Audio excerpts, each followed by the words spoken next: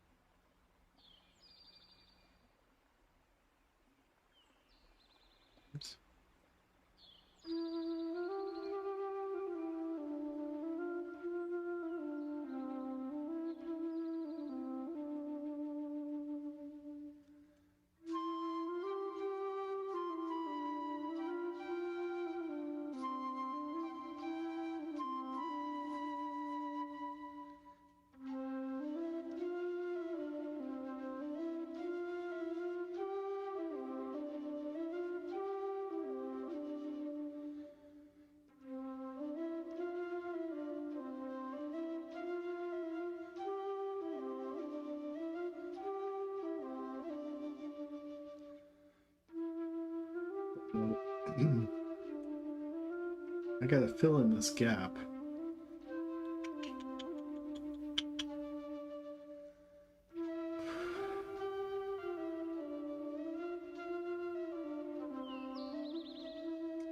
And what I might do is just create a new object to fill it rather than try to stretch some stuff around. Because I'm kind of scared. Hey, Tubimancer, thank you.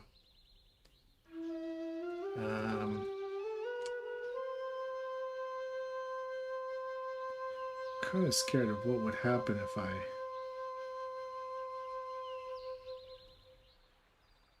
did that. If I just stretch some things around. But let's see. Actually, you know what? I might be able to. All right, let's just give it a shot. Where am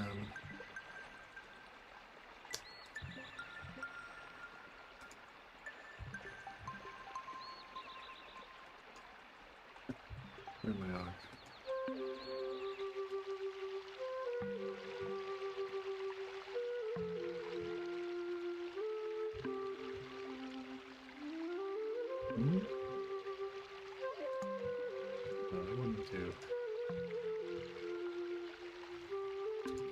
I want to make this object, let's see, not this one, back window.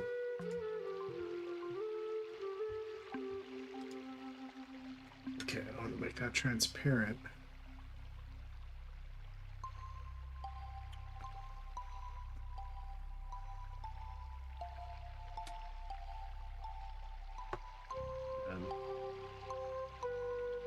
I'm trying to make a 3D background for my next short.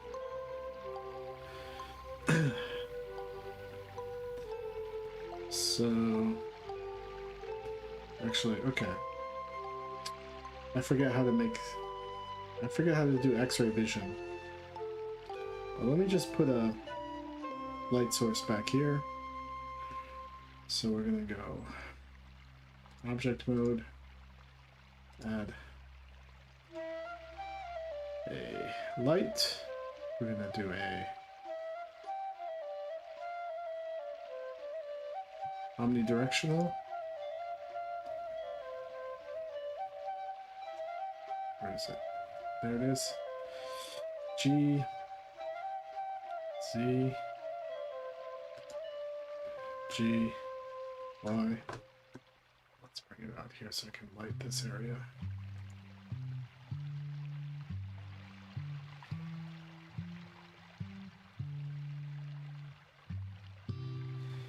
And we'll make it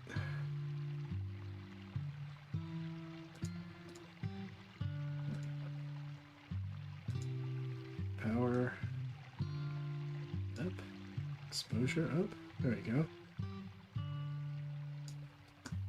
Grab Y, move it back.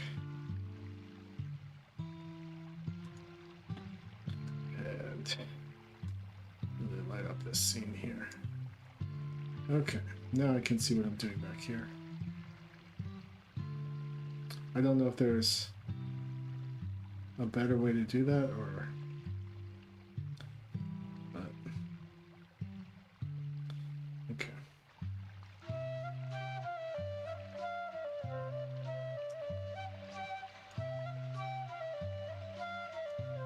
Oops.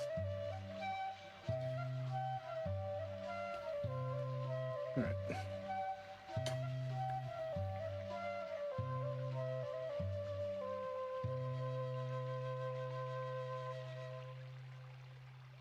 Do I have better tools for navigating?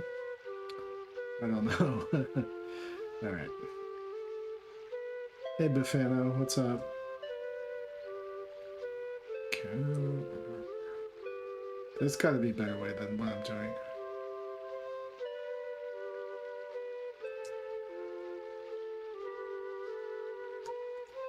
Okay.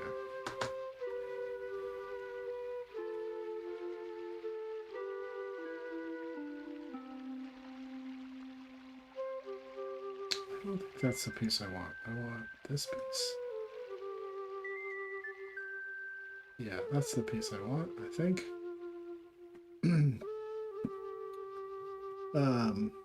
I'm making a background for my next short.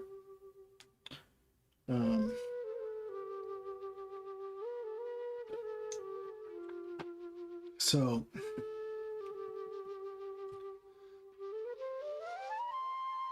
let me look up how to make this invisible, this part. Hold on 1 second.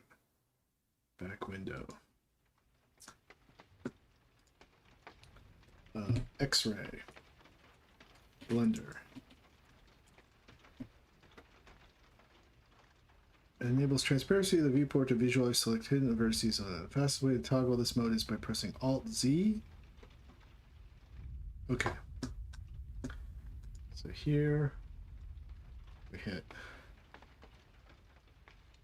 Option-Z. Oh, we gotta do edit mode. Option-Z. Let's see if that worked. Oops.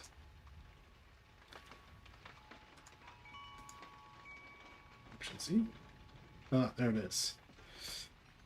Okay. And then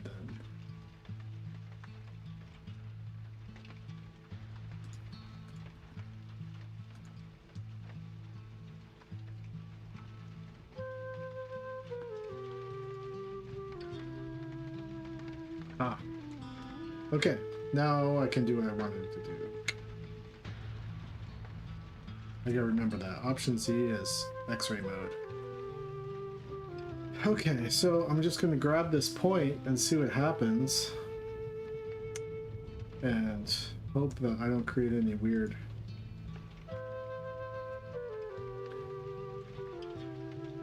grab.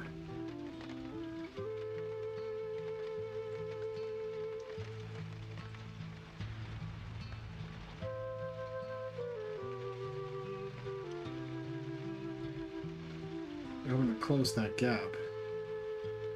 How come that didn't work?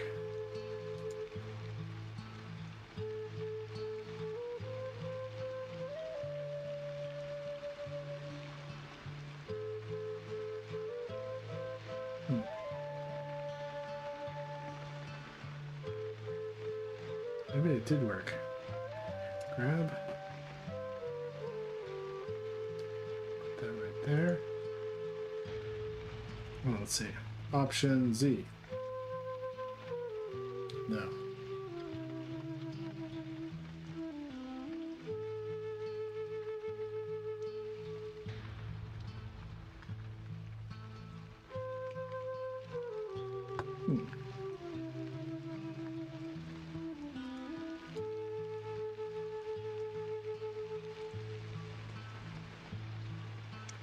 Alright, I think I just have to make a new piece and fit in there.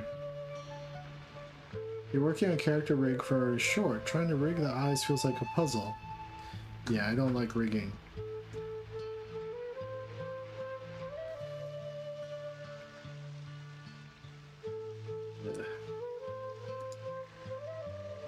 Okay, I'm just gonna make a new piece.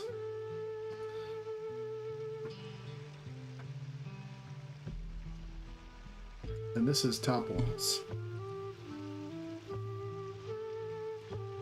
Okay. So let's make a new object.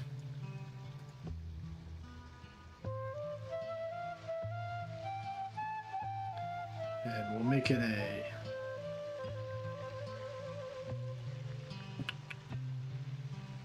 it just a plane.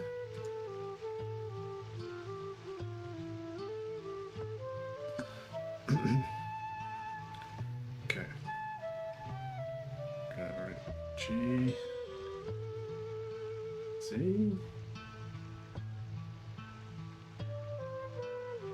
Okay.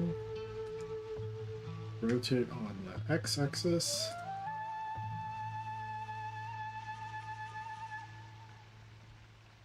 Okay.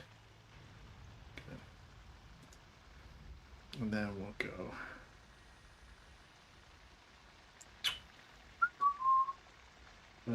Grab. Just move it over here. Let me grab it over here. Grab. Here. Grab, move it back.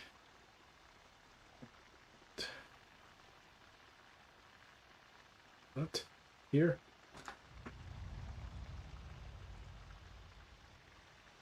Okay.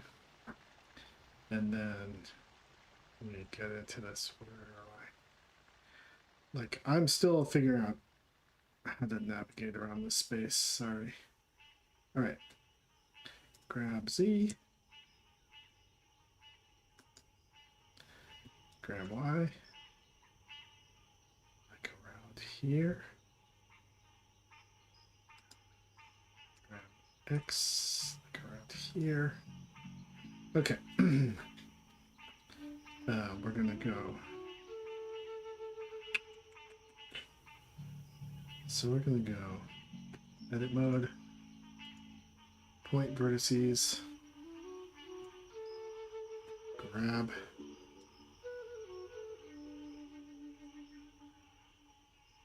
oops, grab, okay. We're gonna go here, grab X, grab X.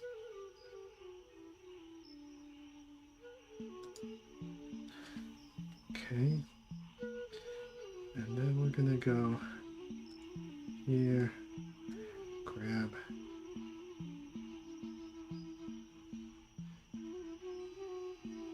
yeah, somewhere around here, grab, here.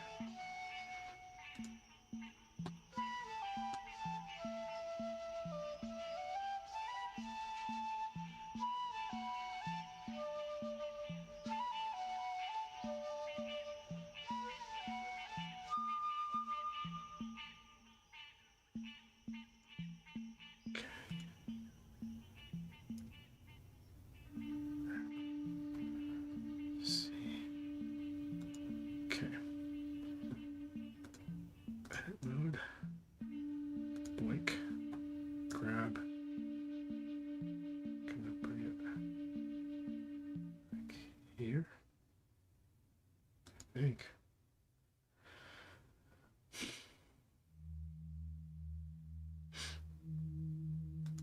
Okay.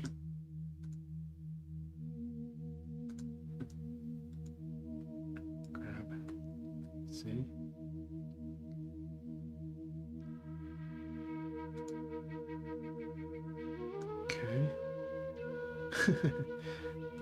I imagine, I don't know, like, if this is like,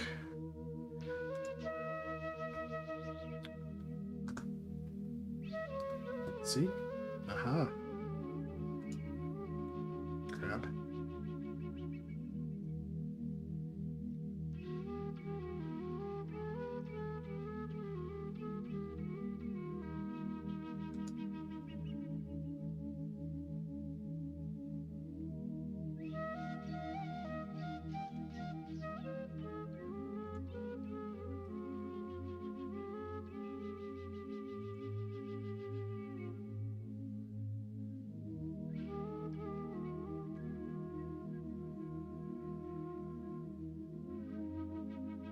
Oh, look at that. See how far back I am?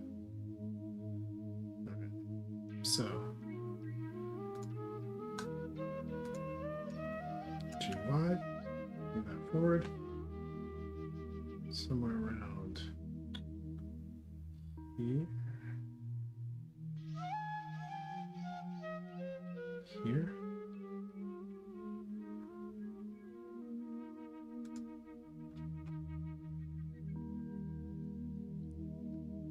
Okay, now. Okay. So, grab X. Here we go. Grab C.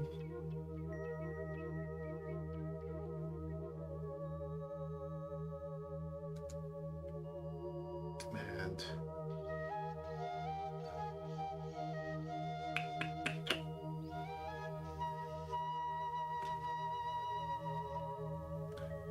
let's see. Grab C.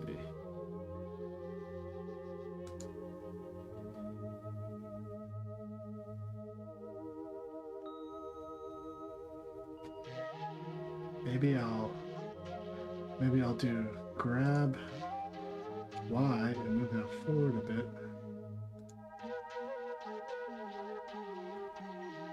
Grab Y. So I catch a little bit of shadow. And try to connect that over here. Grab X maybe? No. Y. C. Y. Y.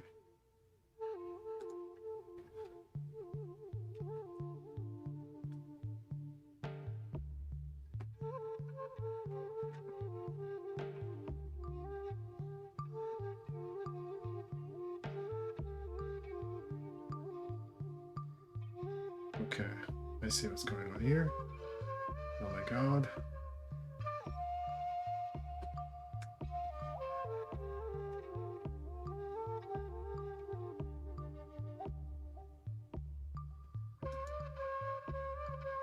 Okay.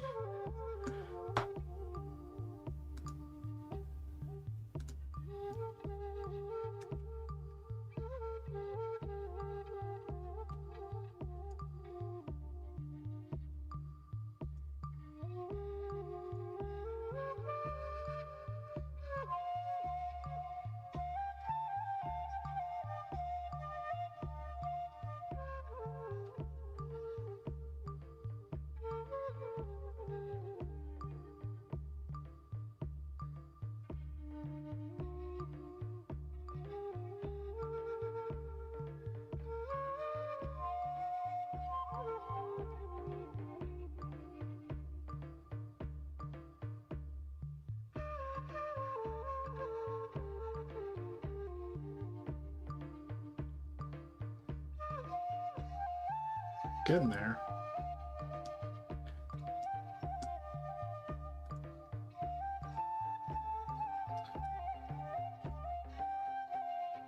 Whoa, what happened?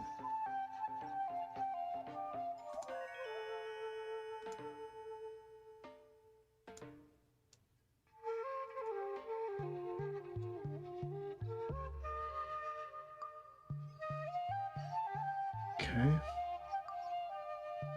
Let's see what's happening here.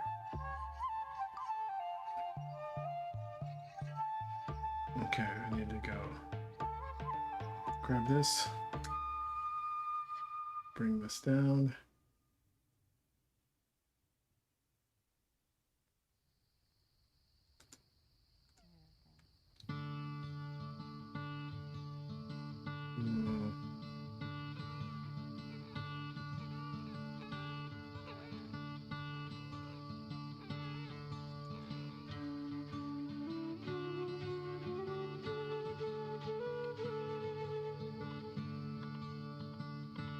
There.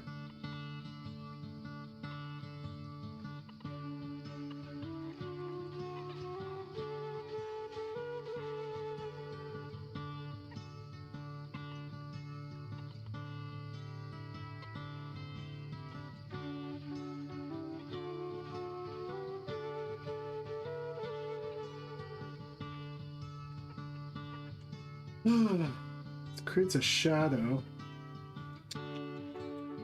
Let's see if I raise up the edge.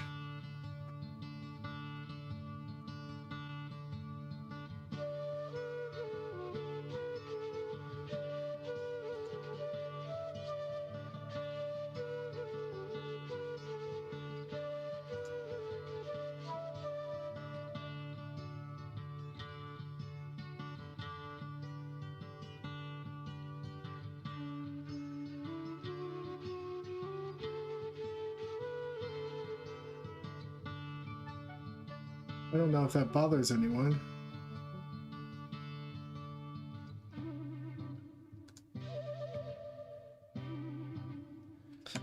Okay, so I'm gonna call this triangle patch. Alright, triangle patch left. Okay. And then I'm gonna duplicate this.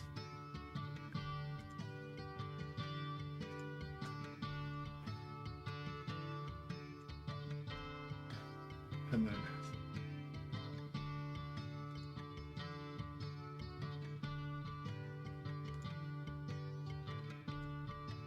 hopefully it just slots in.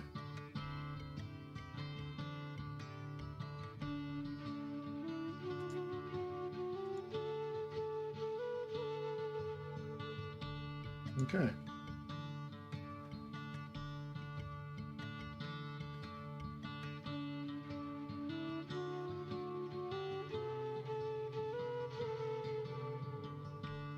Not perfect, but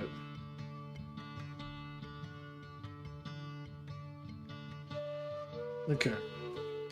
So then the last thing I need to do is I need to segment this thing.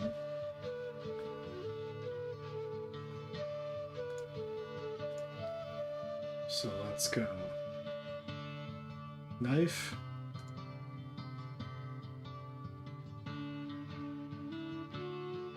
Oh, I think I did that already.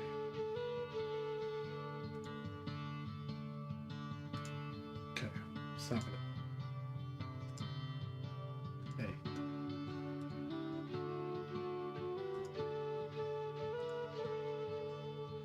What the fuck is going on? Stop.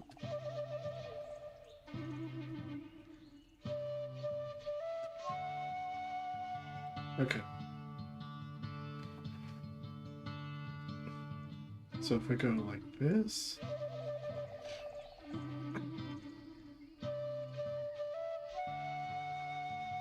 and then if I might be able to like,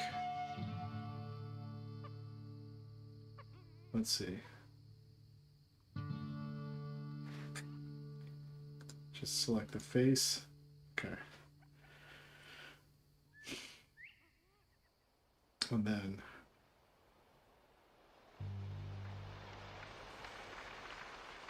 let's try it in this camera view because I want to see this. This is my camera view where I see what I see in the. Gonna see what I see in the actual.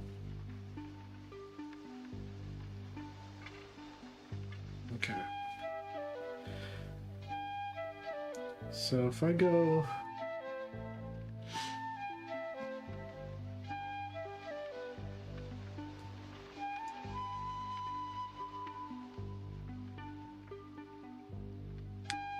I go rotate on the x-axis.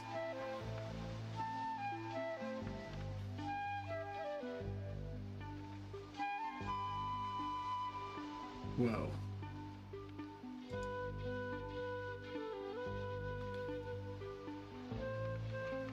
Okay. And then if I go, if I just grab this, and I go grab, and I pull that on the y-axis.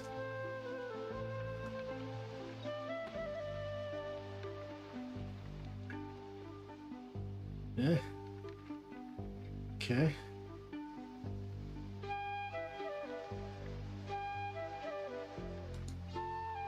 Then if I go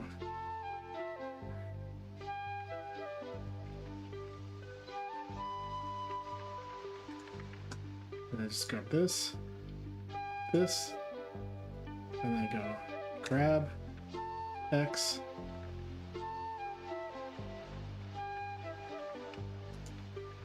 and grab this, grab X,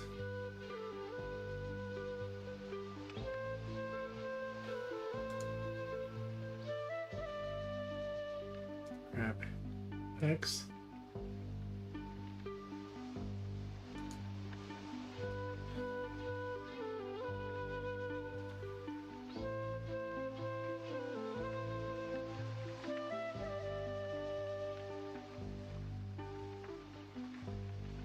okay.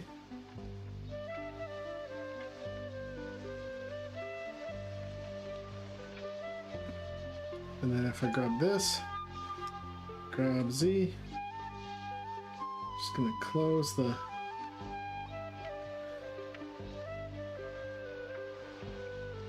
let's see, where do I want to close this?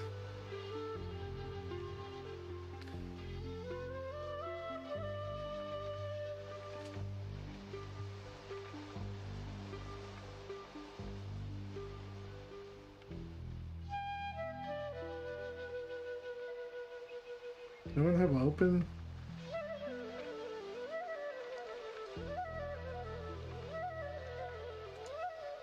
Now, why is this side different than the other side? One second.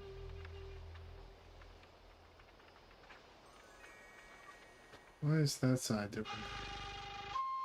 Holy shit. Wait.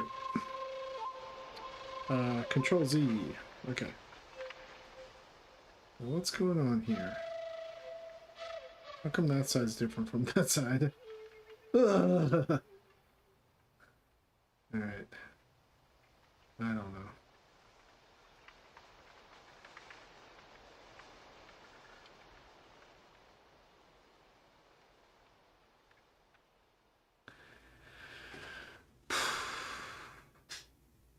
Alright, so what if I...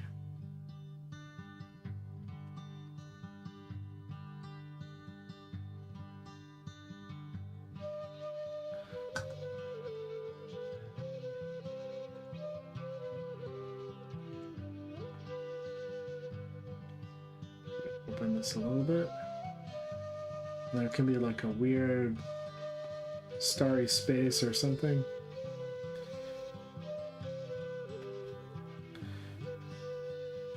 Okay. Now the thing I gotta figure out.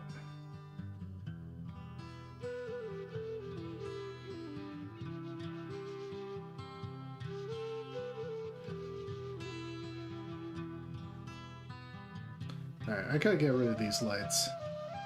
These lights are terrible. Okay, so get rid of this spotlight, get rid of this sun. I'm gonna add in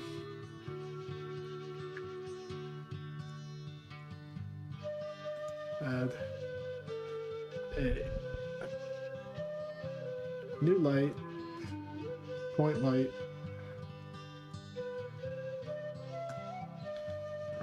grab, raise it up, and then I'm gonna make power really high, exposure really high. We're gonna light this evenly. So G, Z.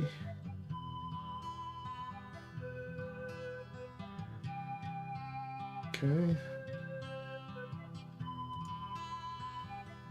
It's better.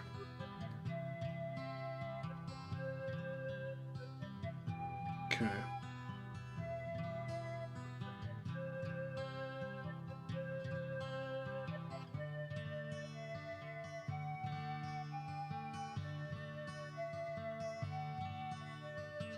Okay.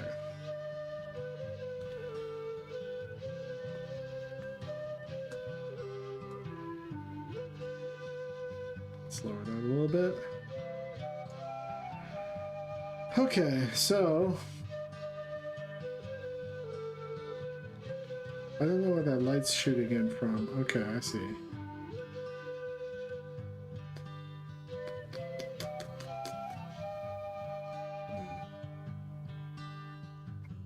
Maybe that's fine. Okay. So the question is, so this area I want it to be filled with water.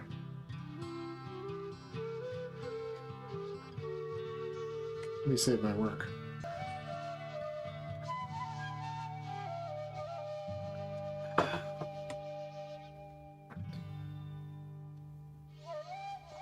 So I'm gonna merge all these cubes because I've got too many layers. And merge is, I think it's Apple J. Thanks, Bafano.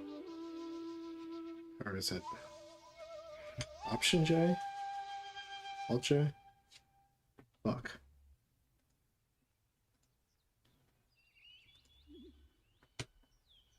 Option J. No. Alt J. Fuck. What is it? Merge. Merge. Objects. Blender. Control J. Okay. Control J. So we go up. Up. Control J. What? How come it's not working? Control J. There we go. Okay, so now I'm going to call these platforms. Alright. Alright, let's watch a tutorial video.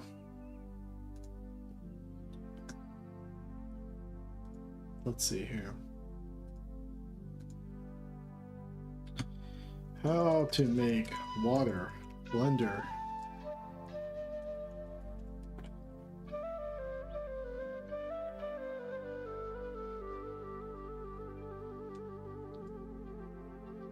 Probably the best water material. Water shader. Add a plane, scale it, subdivide it heavily. Create a new material. Okay. Let me actually let me color these this environment slightly just so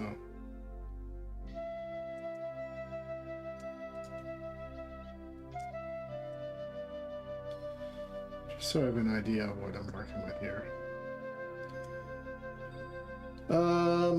Okay, so we'll go to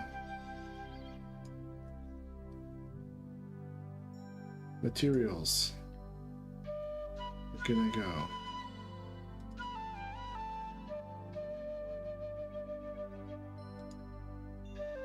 add material.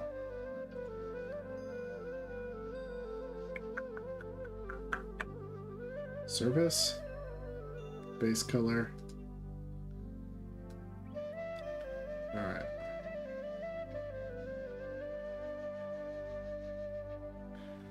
So, what do I want here?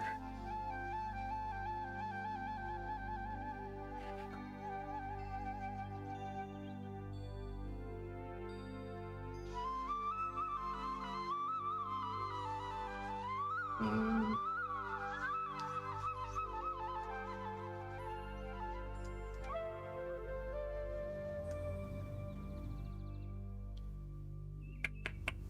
do I want to add metallic?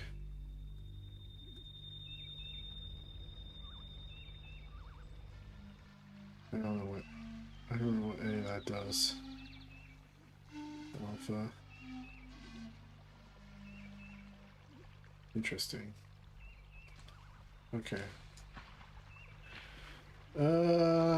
Okay.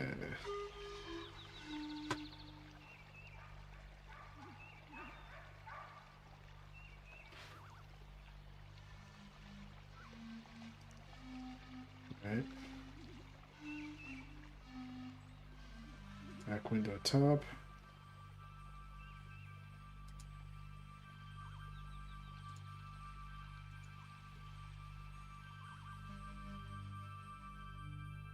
Gonna go bottom walls.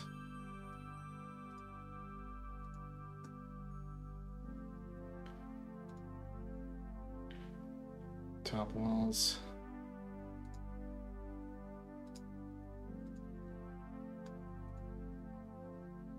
Triangle patch.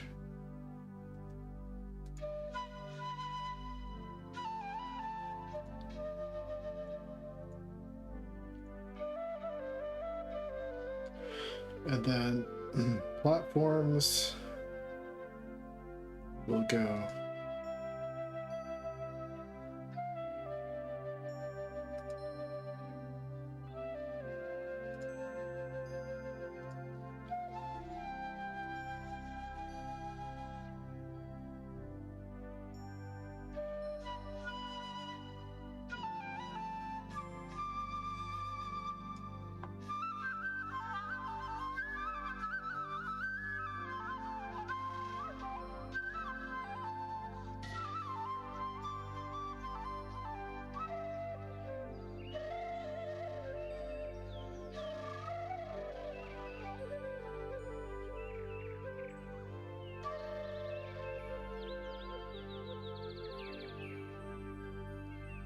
China Bone Spurs red, so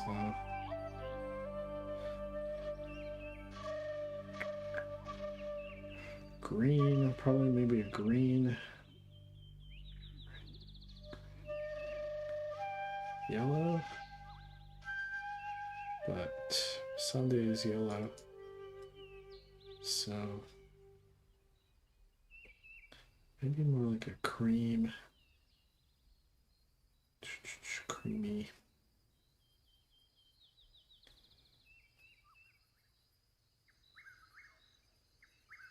Something like that. Cream. Right, so we'll call that platform.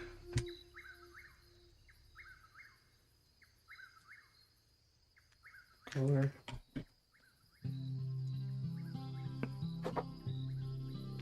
And then in the center is going to be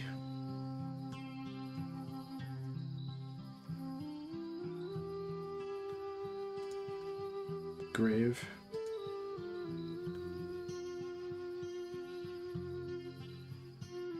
So we're going to make that.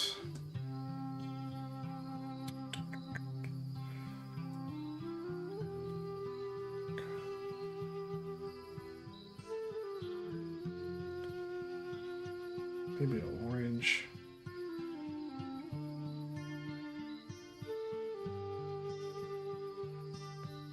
Orangey yellow. Orangey red. Something like that. Okay. Grave.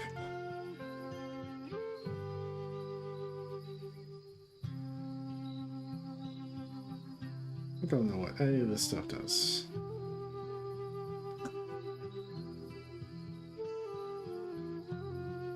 Okay.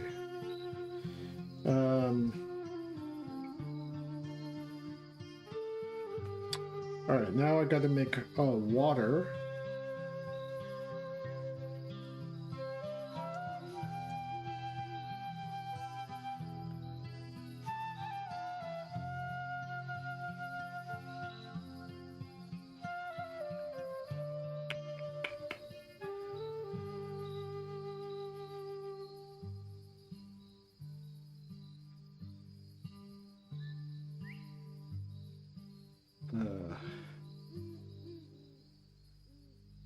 let's watch.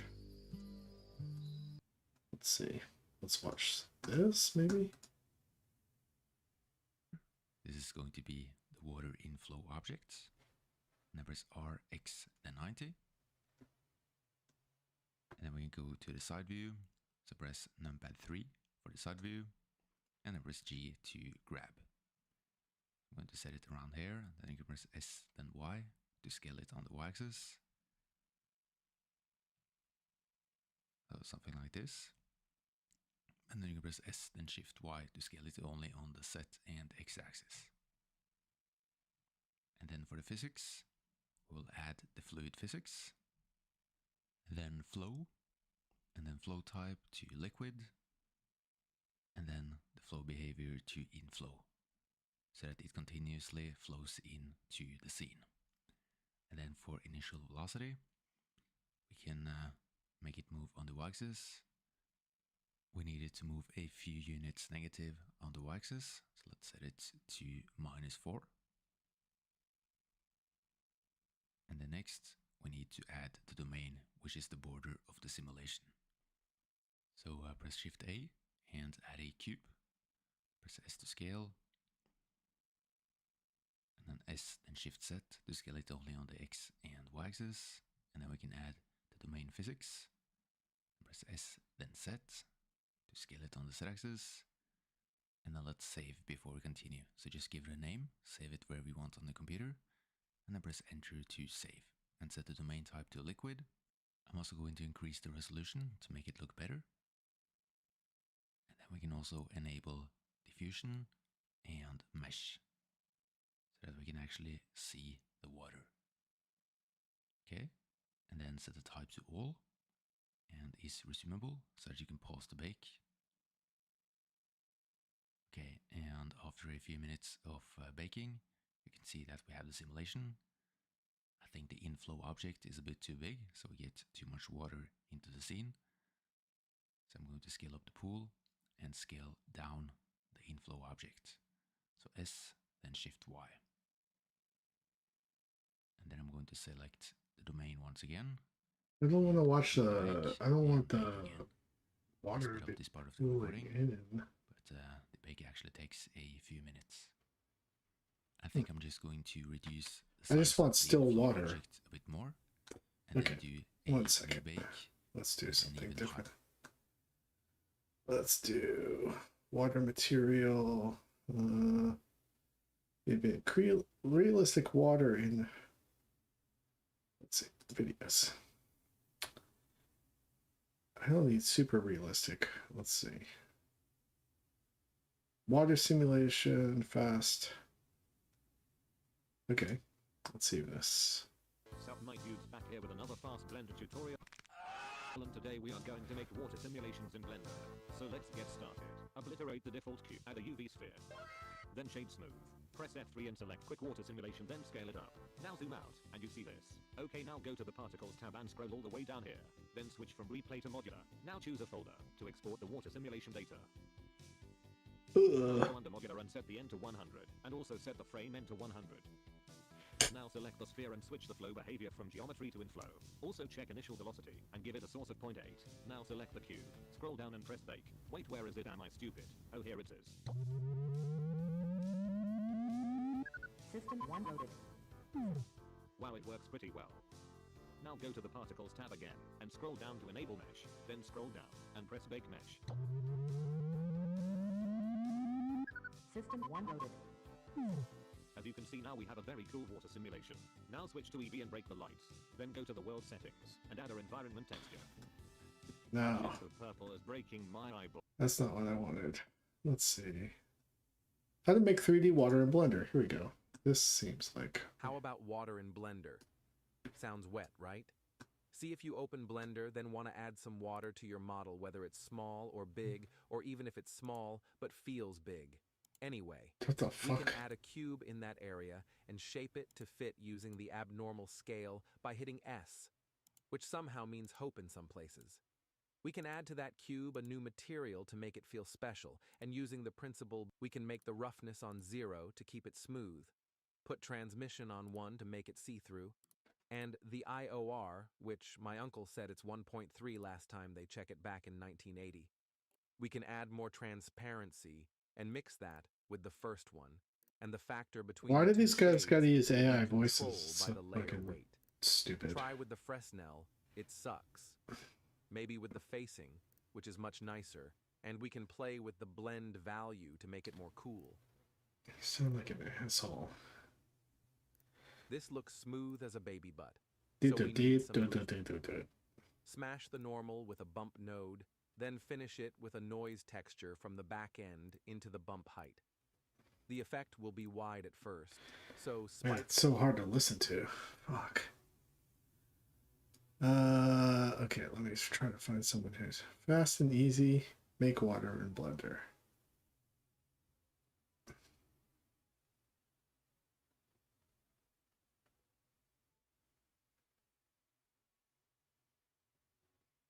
Okay.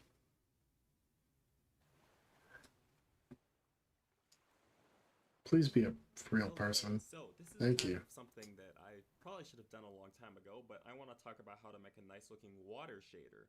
So what we've got here is a shader setup that looks like this, and I'm going to show basically what all these things do and how we're going to reach this point. So first thing I'm going to do is I'm going to make a new plane. I'm going to move it up so it's kind of in the middle here, and I'm just going to make it nice and big so it covers the area of the scene. I'm going to create a new material, and I'm going to just start by getting rid of this principled shader, and I am going to add in a glossy shader. I'm going to plug this in here and make this with very little roughness so it's very reflective. And in a pinch, you can basically make water like this, like if you just need something to reflect and be like, okay, this is kind of a watery surface. But let's get in and actually, you know, make this have some depth and refraction and some texture. So let's start with the texture. I'm going to just add in a Musgrave texture. I'm going to plug this into the displacement, and I'm going to make the scale just a bit bigger like this, and going to Control-Shift-Click on this so I can see it in the viewport, or as the surface. And this might be a Node Wrangler enabled tool, so if you don't have that enabled, go to the preferences and turn that on. Okay, so we can see what the scale is doing here. I want to add a bit more detail and add, let's see, a little less dimensions, so it's a little bit more wavy like this. I think that looks good. I'm going to add in a mix RGB and plug this into that. So now it looks like this. And I'm going to add in a noise texture. I'm going to put that into here with a factor. I'm going to select this so we can see what it's looking like. And it's looking like this. I'm going to bring the scale up a bit. And keep it kind of a mid-roughness and keep the detail pretty similar for right now anyways. So if I select this, you can see this is what it's looking All like. male AI voices sound like I kind of want there to like be patches of both. So why do I'm they going sound to like use this Musgrave. what do you call it? Like men's rights activists or something. I'm going to add in If you aren't listening to texture. Marcus, if you aren't reading Marcus Aurelius, then what are you doing? So now you Get can out of see, bed. We've got Start to grind. we've got Learn some Blender. to this because we can actually see through it, and that looks okay on its own. I want to change this. I might make it a nice, pleasant greenish for now. Like that's starting to look Fuck. This is all nodes. pretty cool, actually. I don't know what I'm doing We with can nodes. change how much of each we see. Probably don't want too much of the glossy, just enough. Let's see. Is there anything easy I can do? Easy procedural water. Hey. I want to show you this super quick and easy water material texture tutorial for Blender because within Eevee you can do it so quick and easy now. So Yeah, that's what I want to delete hear. the default cube, create a plane, multiply it by 5. Don't know why, we'll just multiply it by 5. Go into the material preview and add a new material. Principled BSDF should be added by default. Now let's call it something crazy like water. Yeah, water, that'll do.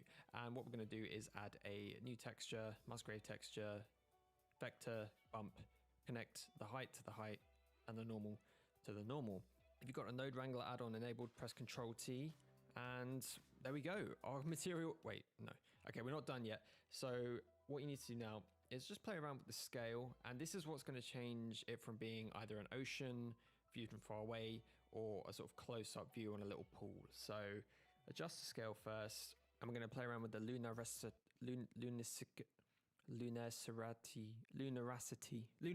and that's going to change the sort of scaling of the texture that we've got here. Put the dimension to 0.8 or something, increase the metallic up towards 1, change the HDRI for no reason whatsoever, and here we go. Let's decrease the strength of the normal, and there we go. Now we're starting to get a oceanic looking material. Looking really nice, Really? but it's a bit too golden, so let's go and change the color to something blue, because water is usually a blue color. Yeah, there we go. That's looking quite nice. And as a close-up, that's looking quite good. But if we want to get an oceanic look from far away, change the dimension and change the lunaricity, you know what I mean. And there we go. Boom. We have an ocean-looking texture without having to change the size of the actual plane itself. We're just playing around with the scale and the settings on this Musgrave texture. Now, obviously, an ocean is going to be a much darker color, so change that to be a much deeper blue. Well, whatever color you want it to be. This is the thing. You can just change the base color and Bob's your uncle. Have it to be whatever you want. But how do we animate this? How do we actually make it look like an ocean? Well, on the mapping node, right click on the Z, do insert keyframe, move along to however far you want, and add another keyframe, move it along to like 1 meter or something. Add another keyframe, right click, make sure it's linear so that it's constantly moving, and there we go. We've got a nice looking puddleness, but we want it to actually move from left to right. So now turn your attention to the Y value, add a keyframe there, and Ugh. wow, amazing. Okay, I'm not going to mess with this right now. What I'm going to do is I've got my basic environment. Oops.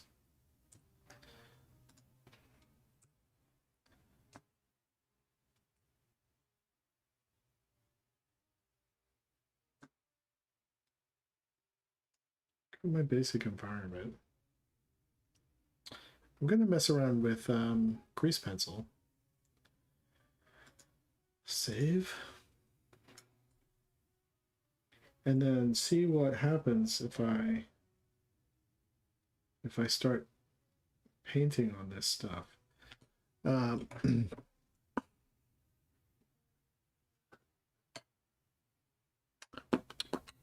What's the third environment Jesse is working on for? Oh, 3D environment. I'm going to make a new Jesus 2 short.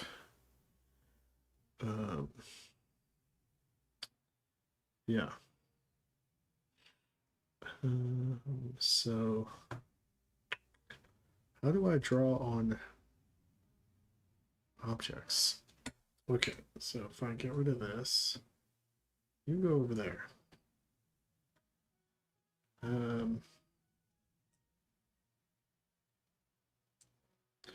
Like if I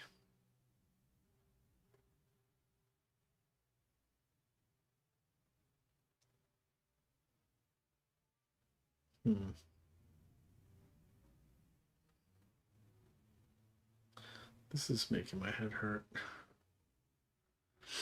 Okay. Let me look this up real quick.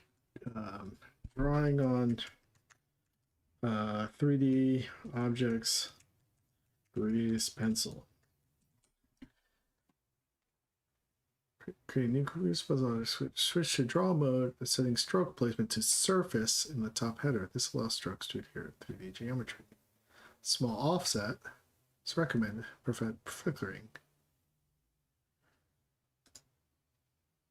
Okay, let's just watch this really quick. The object's in our scene, and we've got a grease pencil there, and it is selected. If we go to the top left here, you can see it's in object mode. That's why I can't actually draw anything, because we can just move around this like it's an ordinary 3D object. So let's go across to draw mode. So click on the object mode button, down to draw mode, and you can see my brushes appear at the bottom here, and I can left click and start drawing. And if I move my 3D viewport, so that's middle mouse button to rotate around, you can see it drew this object in line with where my camera was, or perpendicular to where my viewport camera was, somewhere around here. If I move around to this side here and then start drawing again, and again middle mouse button, you can see it's drawing perpendicular to where my viewport was, which was over here. So that's the stroke placement, and we can change that with the option up in the top middle just here. So if I click on this drop down, we've got the stroke placement, and it's currently working around the origin of my grease pencil object. And the origin is right in the middle just here, and you can actually see that wherever I have my camera positioned and start drawing, that it's placing that stroke in the middle of my scene, which is the object origin or origin of my grease pencil object. Now if I click the drop down and choose 3D cursor, it's actually going to do the same thing because my 3D cursor is positioned in the same place as the grease pencil origin. So if I start drawing now, you'll see that it's in line with the origin. I'm just going to undo all these strokes though, and then move the 3D cursor. So shift right click to move my 3D cursor over here, and then start drawing again. And you'll see it's perpendicular to the camera, but this time it's positioned where my 3D cursor is. So this is the idea behind the stroke placement. And next to this, you can actually tell Blender which view you want it to be in. You'll notice there's a surface option and a stroke option. The stroke option is if I want to choose that and start drawing on my stroke, and you should see it appear on my stroke, which you can see there. The 3D surface option is the one we want, because when I choose this, I can now start drawing on my object. Yeah, you can that's see what I that want. sticking to my object there. So I'll just undo some of these strokes so it's less messy. And let's choose a different brush, which is a little bit easier to see. So let's choose this one here. Use the wheel of my mouse to zoom in and start painting. So you can see that's painted right on top of my object, but you can see there's a little bit of flicker like this when I come around to certain areas. That's because my stroke is slightly indented into my cube, and in different positions, it's struggling to show me the full stroke because it's a bit too indented. Well, if I go up to the surface option, you'll see there's an offset here, and it's a good idea to give your stroke a little bit of offset. So in my situation, I'm going to choose 0.01, which is 1 centimeter, bearing in mind this is a 2 meter by 2 meter cube. So that's just enough to give it a little bit of distance and stop that flicker. Okay, You can see there. let's mess around with this. Let's mess around with this. So let's pick this guy. Let's pick these guys. And then we'll go.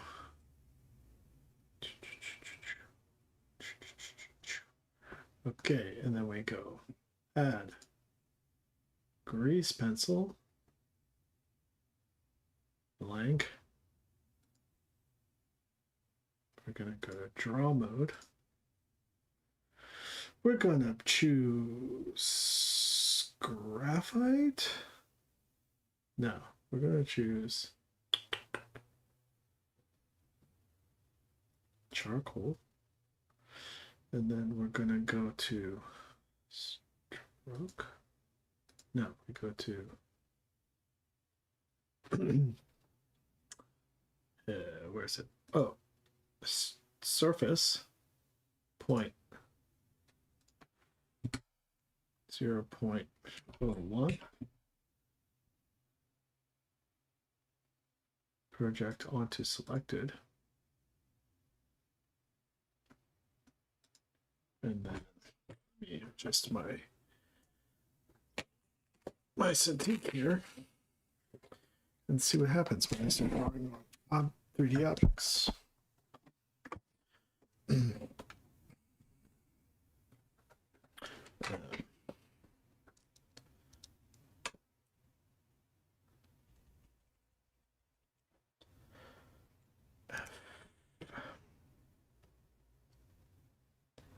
So I want to does that do?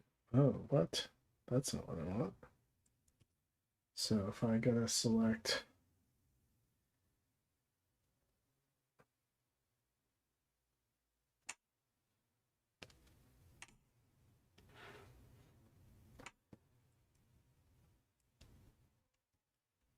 okay, that worked. All right. So what if I do, let's see. If I do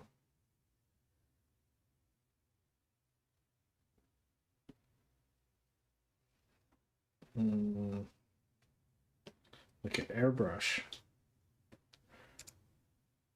and then I'll choose a color that's like, I don't know, let's just mess around here.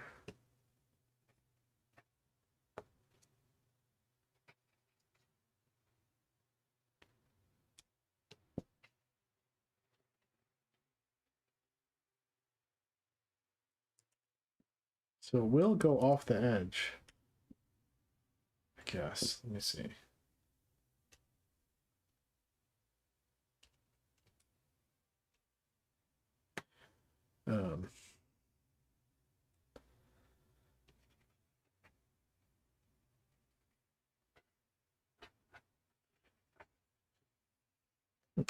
Interesting.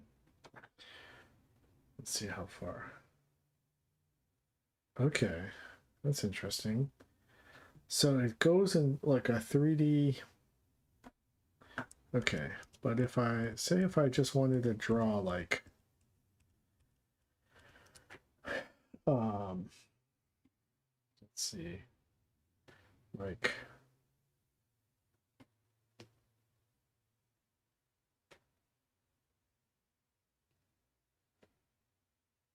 let's see, strength, or no, actually strength, and then point, let's say 0.05.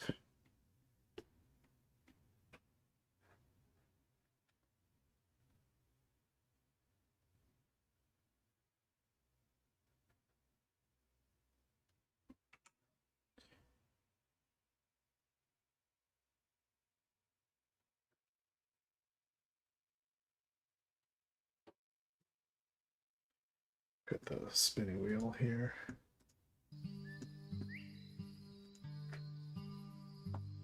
All right, so then what does that look like? Yeah, kind of, it sticks to the,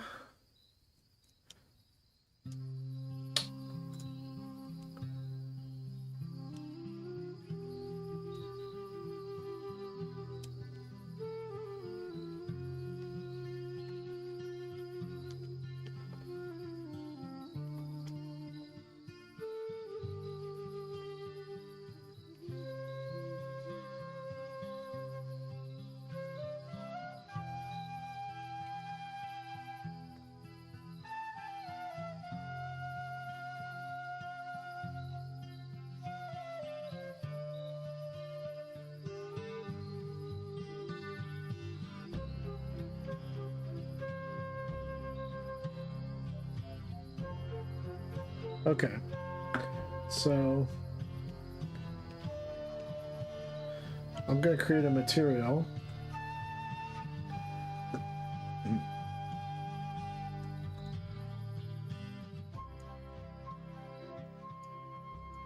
I'm going to create a material that is like a glowy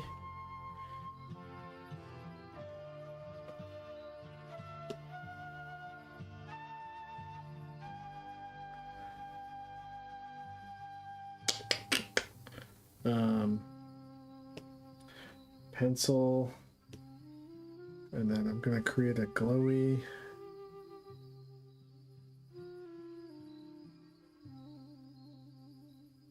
let's see, stroke, base color,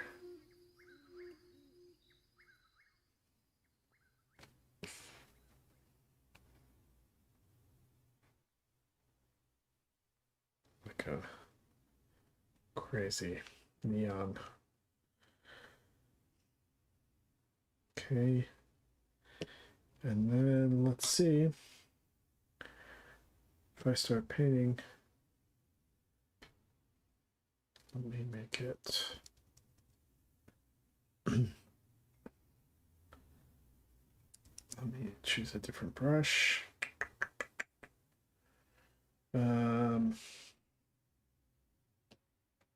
Rough ink. Can I do that? Oh. It won't let me. Okay, so what if I do ink pen?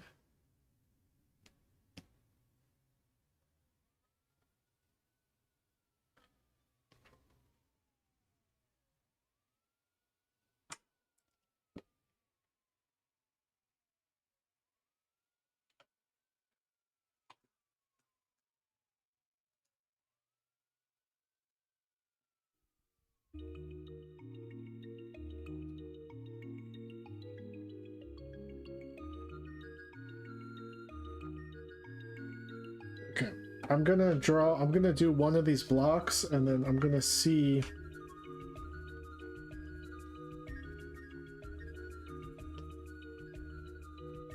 I'm gonna like hue shift the color I'm using until it feels right.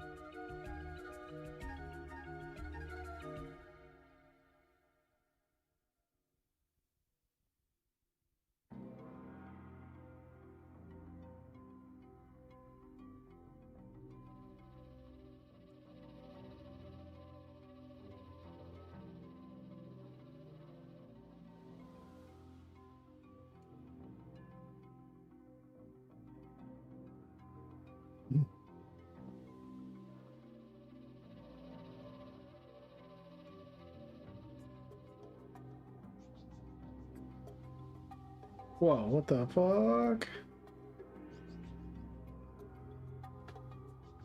What is that? Let's see.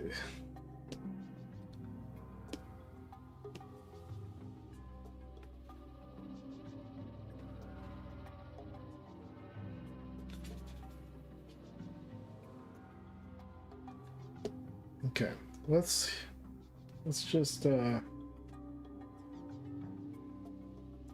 hue shift this until I find what I want.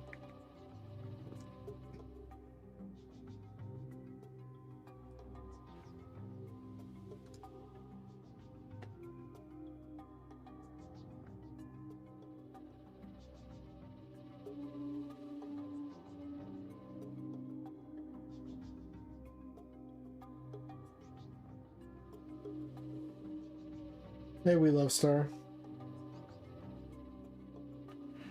I think something like this, like a peachy glow.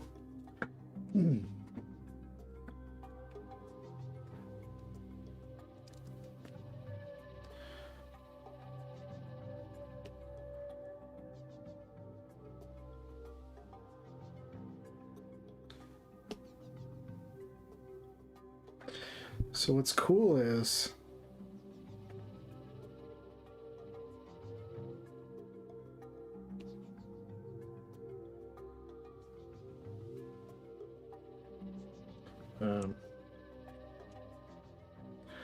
it will draw on. It's doing a weird thing right now, but you know, it'll draw on.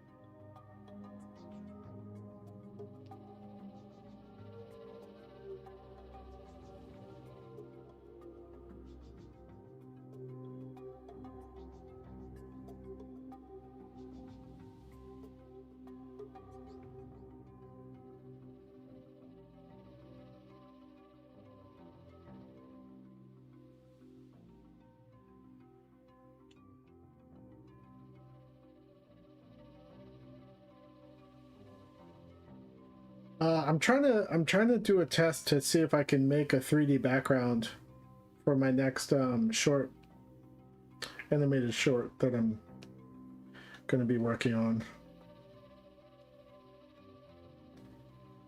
which is going to be a Jesus 2 short.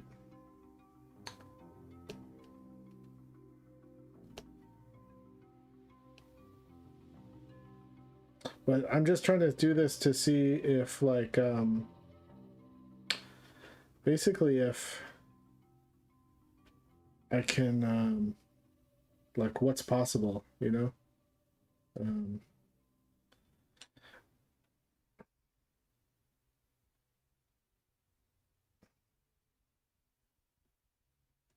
As far as,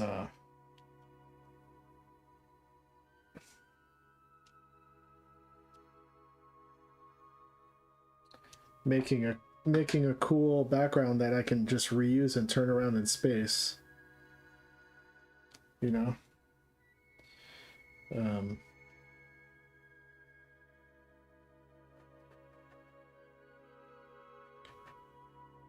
Like, for example, in this background,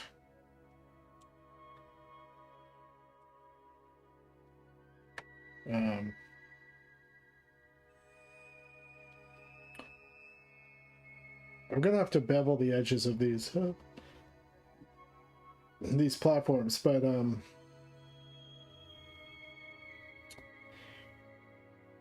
for example,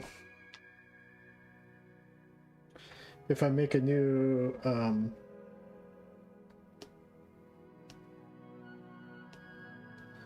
add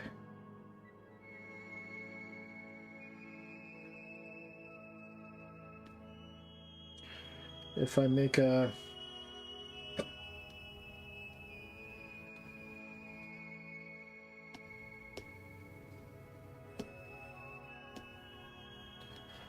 oops.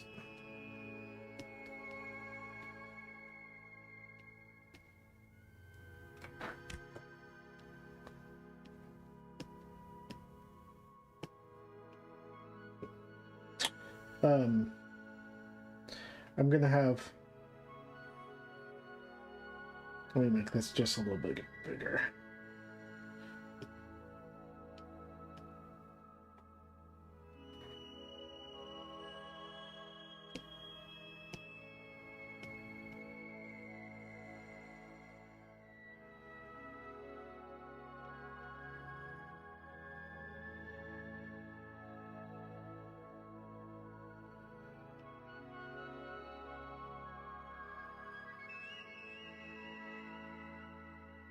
Theoretically,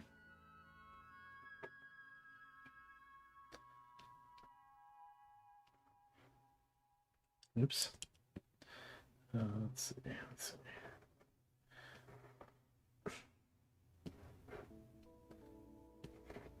This is just a rough.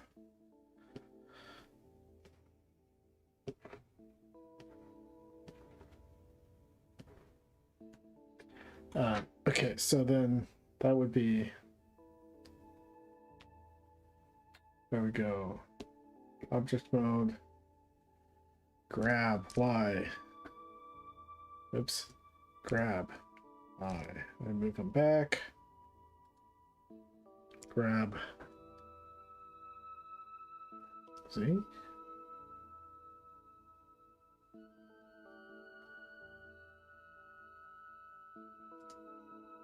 Where is this guy? Grab. Let's see. Go around here. Grab X.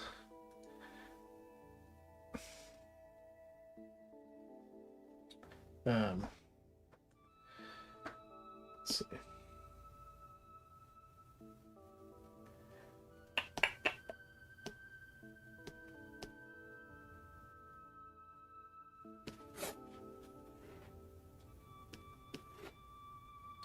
Oops. Where is he?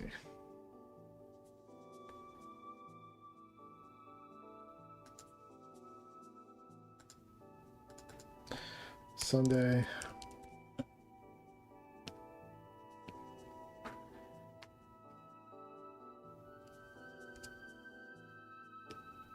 Oops. Come here. The fuck?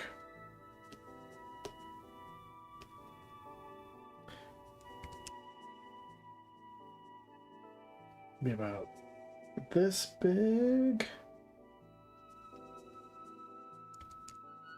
Here.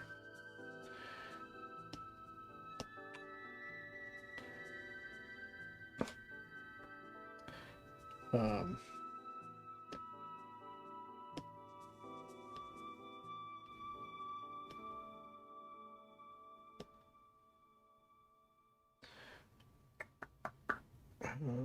let's see. Sculpt mode.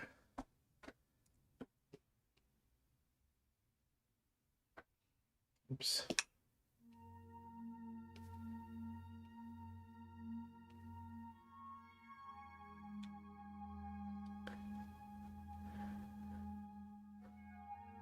It is 8:16 in my place right now.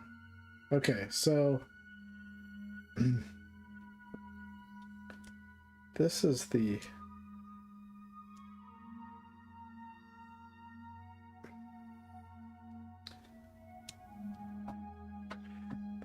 idea.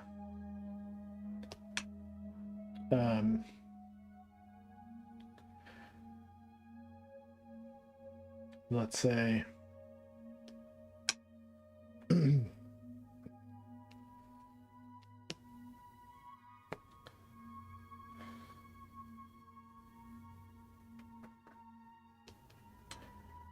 color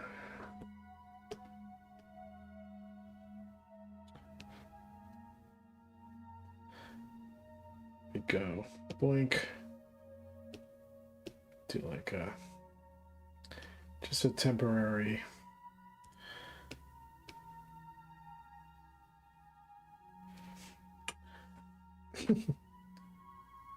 the fuck? Holy shit.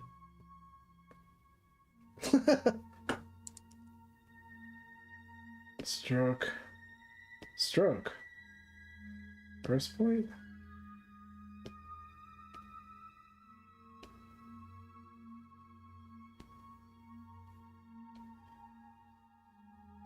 That's interesting.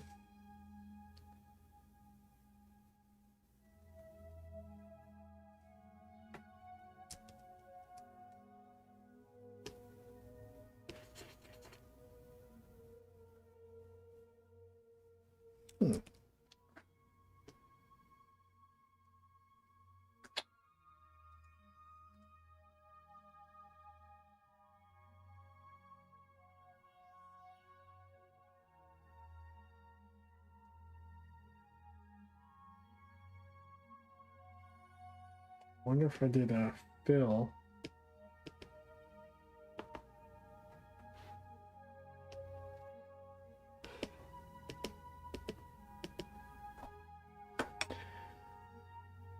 Weird. Okay, well. Yeah, my mouse is targeting the background for some reason.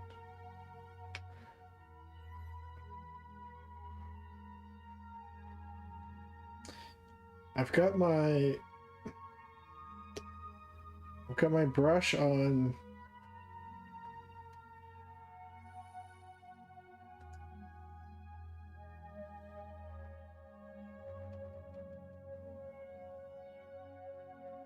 drawing plane is front, X is Z, yeah. Stroke, origin. Let's just try origin. See if that does it. Oh yeah, okay. I need to be on origin. Okay, so just for a placeholder here.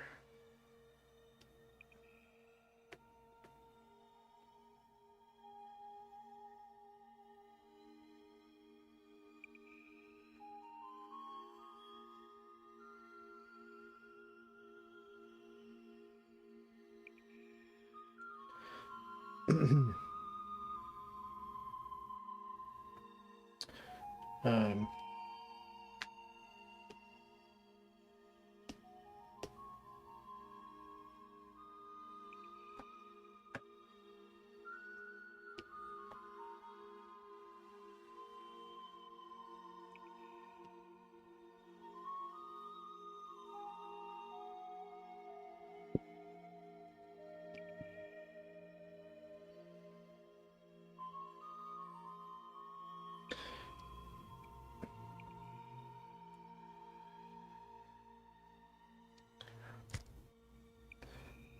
so let's see. This is the camera view.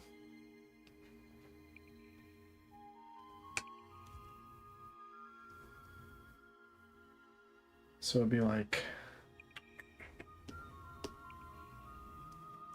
grab Y somewhere like here.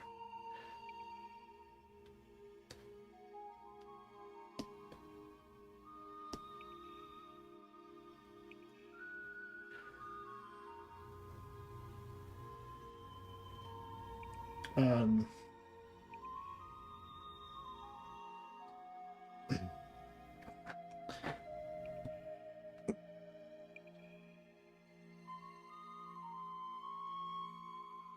that's the idea. Obviously, I need to, you know, plus all this up. So if I want to make a, so let's just add a water layer just as a placeholder.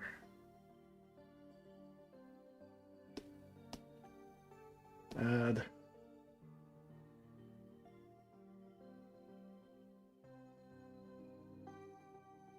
mesh plane. We're gonna mesh cube.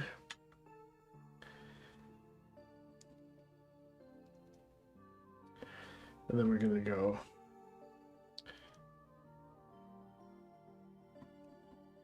size X.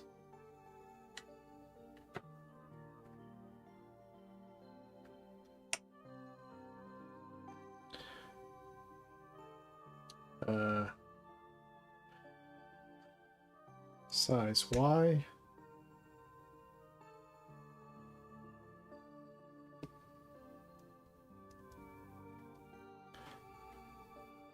Go around Z. Right about here.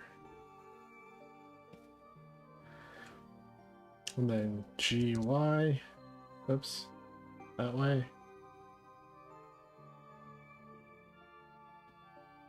And then size Y.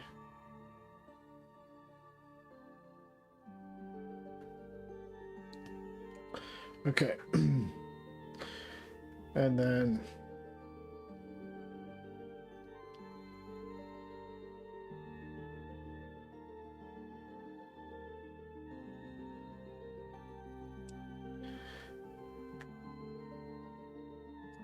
we'll do materials. So this will be water plane.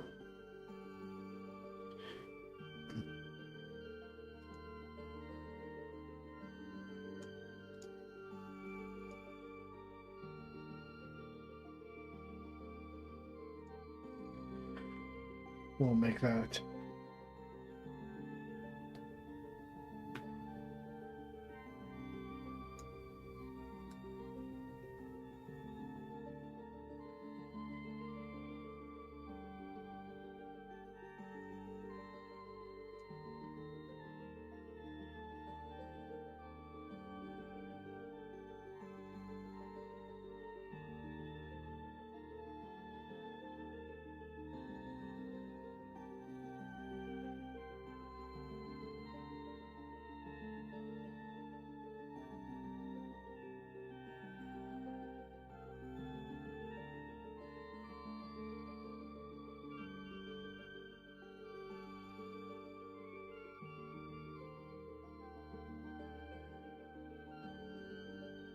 Okay, so this is just a placeholder.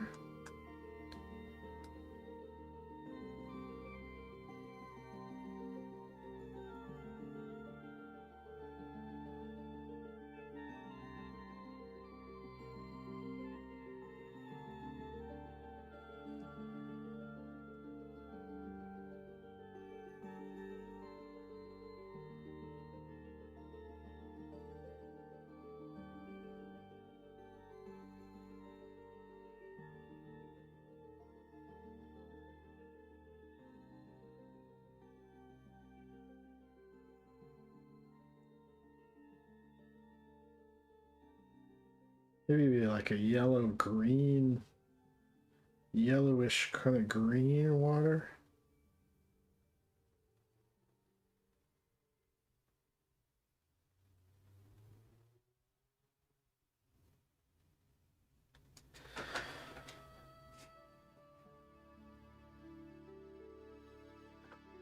Anyway, I can always change that.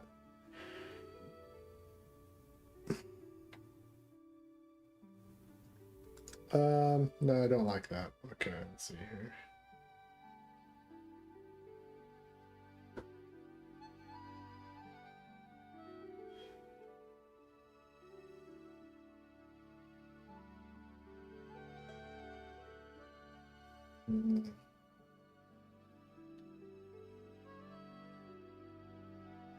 Just a deep neon purple. Something like that. Okay. Let's save my work here.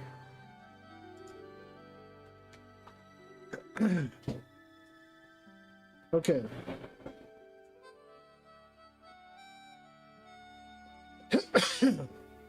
So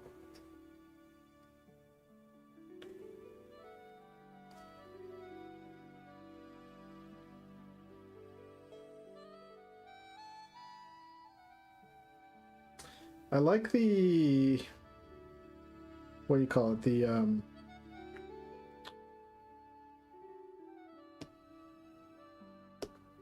let's go back to Sunday. I like the little details I'm doing with grease pencil on the 3D objects, but I need to make the 3D objects themselves look more interesting and not just like stretched out squares, you know. So I'm gonna have to create I'm gonna have to figure out how to do a water simulation, and then I'm gonna have to, this red square I'm gonna bevel out so that Monday can be laying in there, and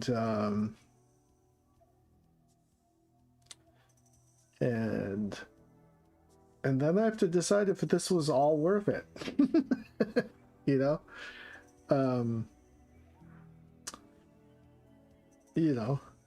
I don't know for sure. But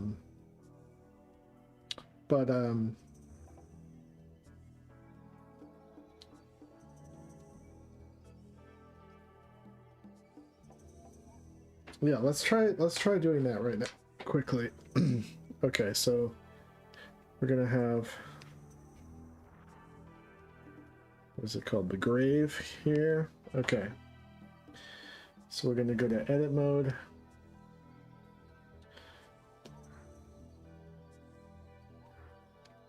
grave,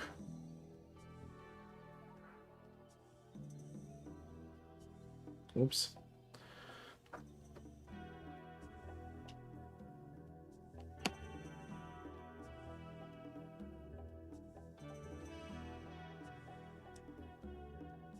Okay.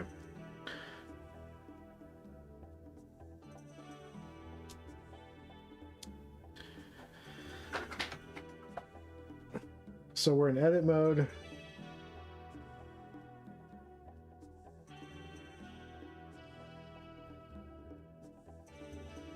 We got object mode, grave. Okay, now we go to edit mode. Now I have all my tools. Insert faces. I think this is what I do.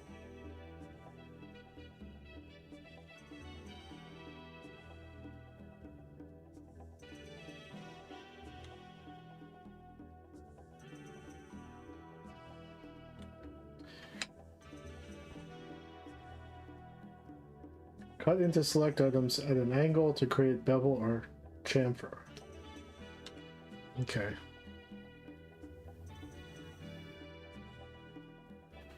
What the hell? Let's see.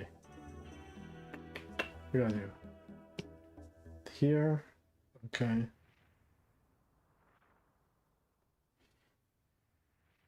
Whoa. Okay, didn't want to do that. Alright, so let's see. Knife. Cut new topology. I think I go.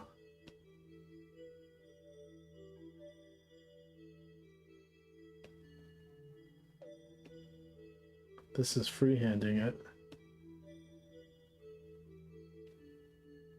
How do I end that?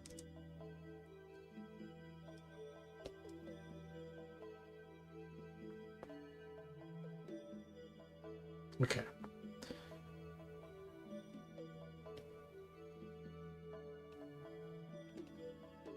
Stop it.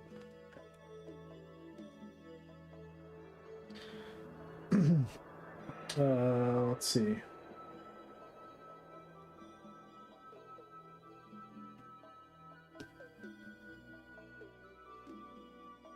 My God. Stop it. How do I stop that?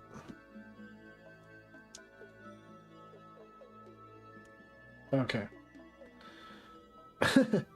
Okay.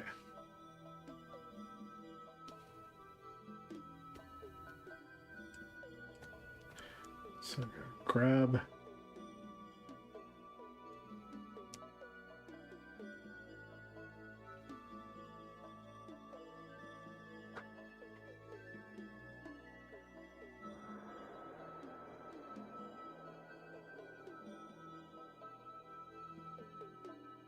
Exit. Okay, I accidentally raised that up.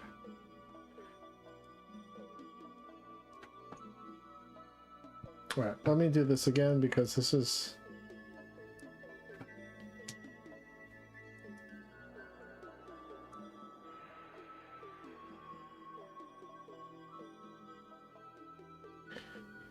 Why is there a point there?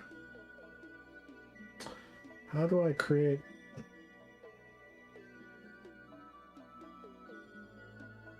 I think if I... Okay. If I go boink, boink, boink, boink, and then I go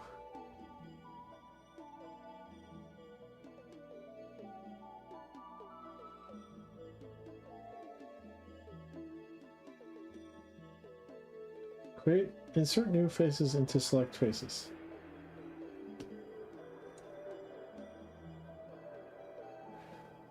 Aha! Why is it?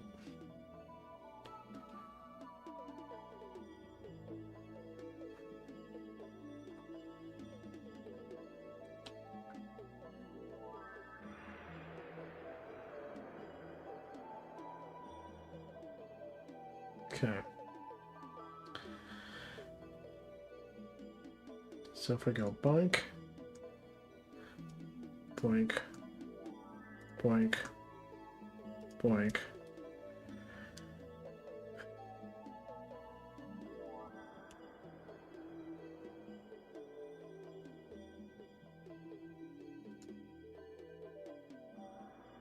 Uh-huh. Okay, now if I select the face and I type E for extrude, I think. It goes up. Let's see. E for extrude on the Z.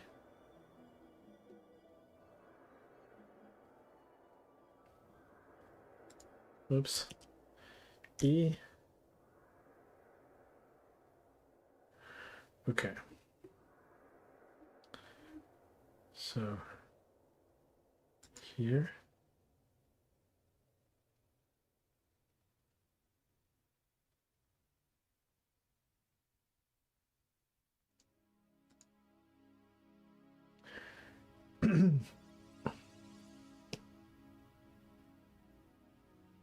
The knife gets sticky sometimes. I think you have to press space. Okay.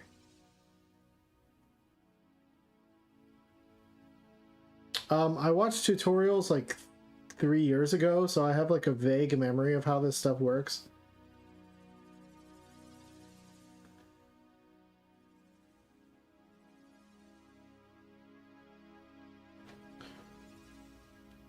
All right, save.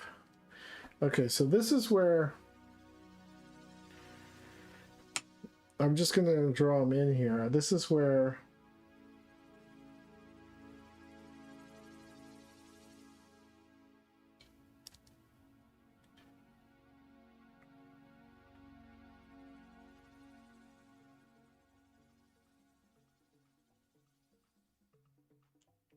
so if we go object mode, add grease pencil,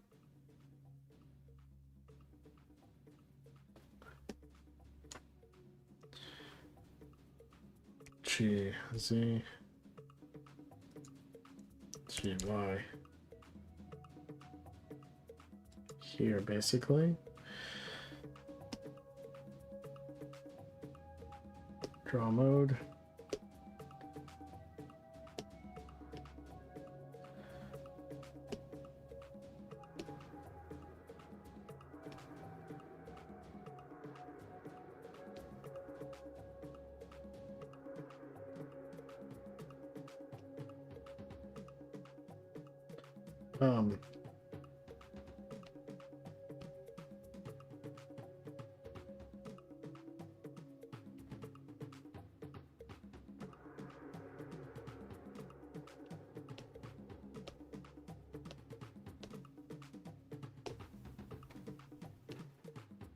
Oops.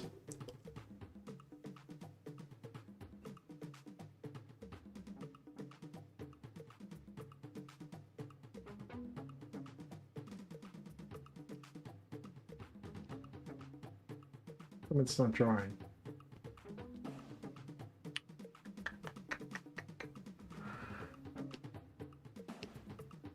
Oh, there it is.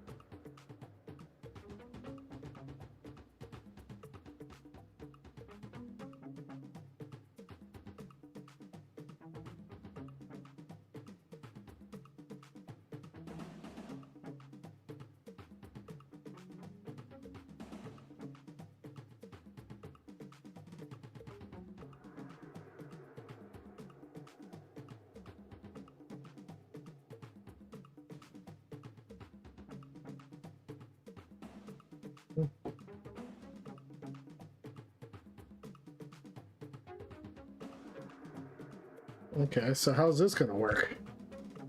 Okay. So let's do sculpt mode.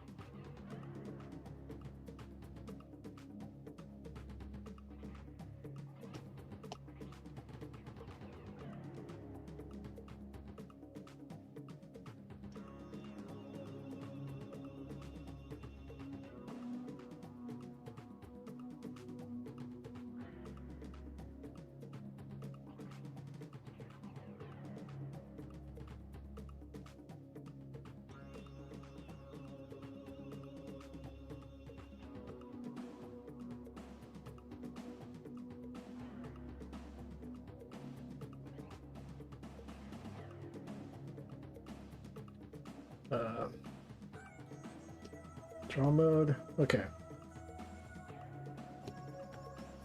Just get him in here. Let's get him in that grave.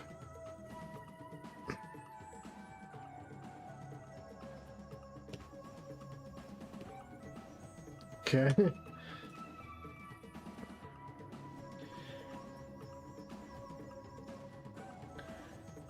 I don't know what double extruding is. Okay, so I might have to build like anything that's moving forward in space like that. I might have to build him in like parallax like pieces, you know, but he's not going to move this whole time anyway. So, I don't have to worry about that. He doesn't move. So if we just go like here and then we go here.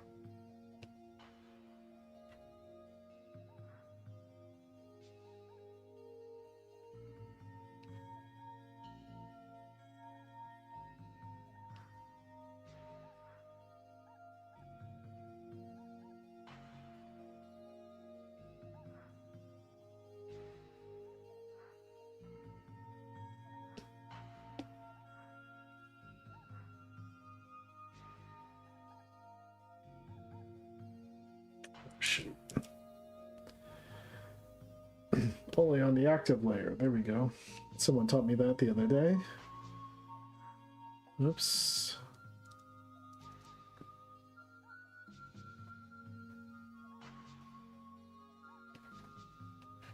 The fuck?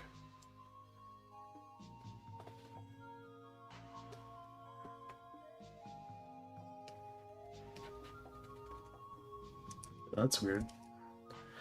Okay, anyway, you get the idea. He goes here.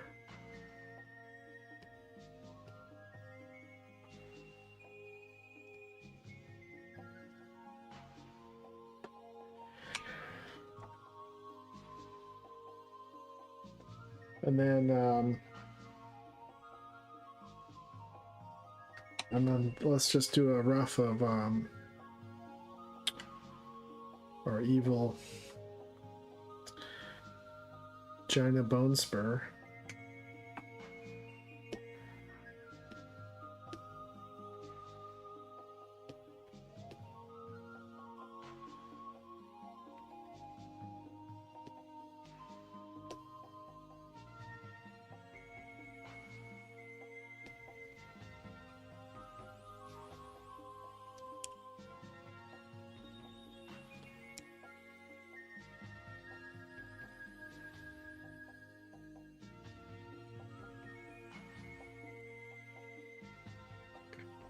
Here.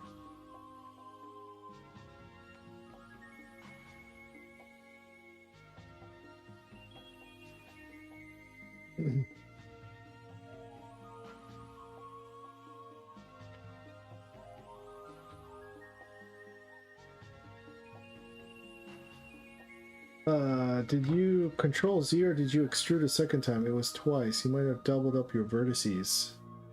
No, I just control Z'd.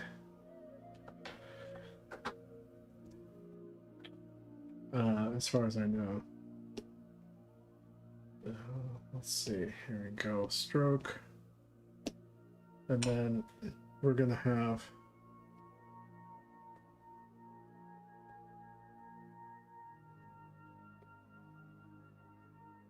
So let's go G, C, G, C, yeah, up there. These backgrounds are unforgiving when it comes to like placing your feet on the ground, which is something I'm not used to.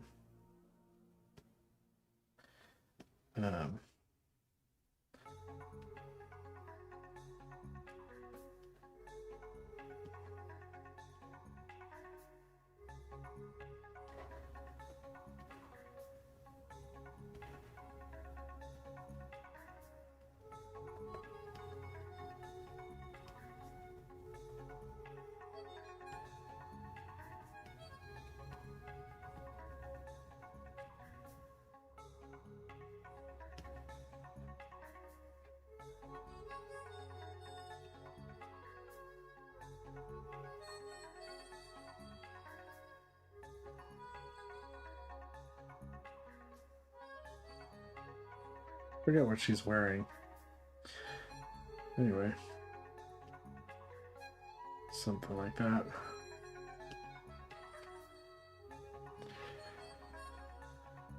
And then, can I snap the surface? I don't know, maybe. I haven't done any snapping. I probably should like learn how to do that.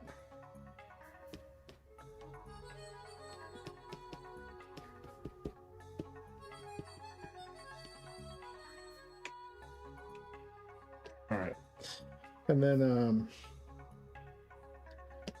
we'll just make her.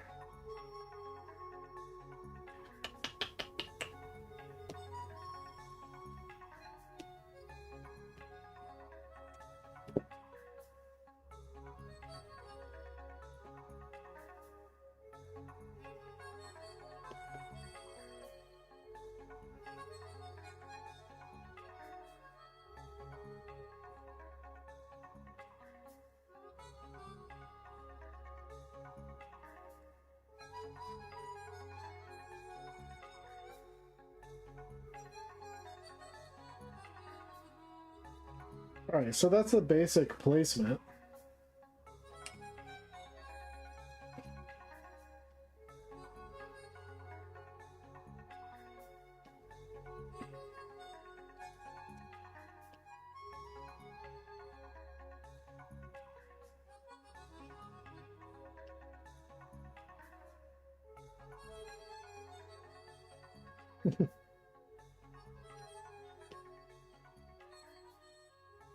That.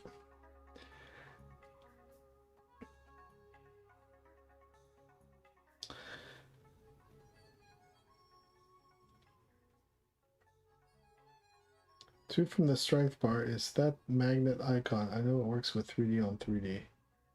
Two over from the strength bar. Hold on 1 second. Cursor. Well, if I'm on draw mode, strength,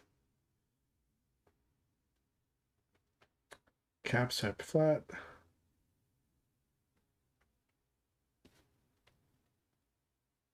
caps type round,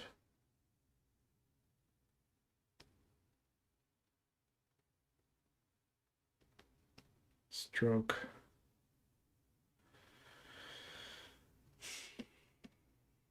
I'm not sure. All right, so getting somewhere here. We're setting up a scene. Some of my geometry is kind of fucked up. I wonder if I just hit smoothing on some of that, then I really should have, you know, figured out how to do things totally symmetrically. I was just eyeballing stuff. All right. So now that we have this scene set up, I'm gonna adjust some colors a little bit. So let's go for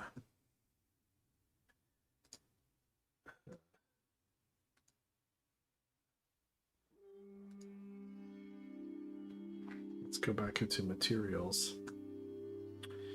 If we go to walls, materials, where is it? Materials, object mode. There we go. So this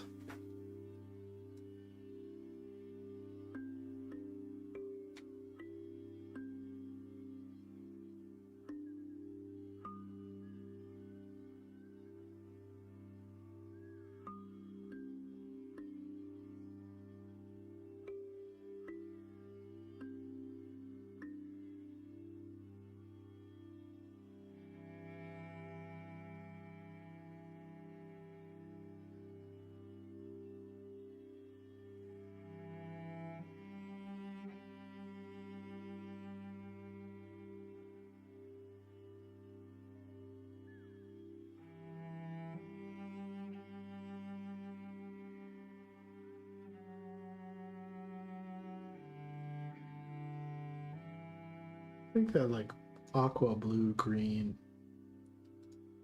Let's see.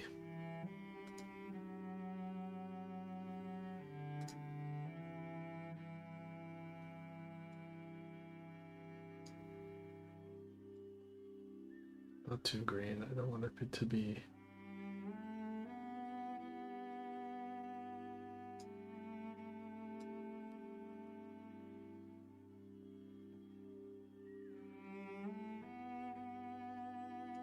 Maybe if I make it dark.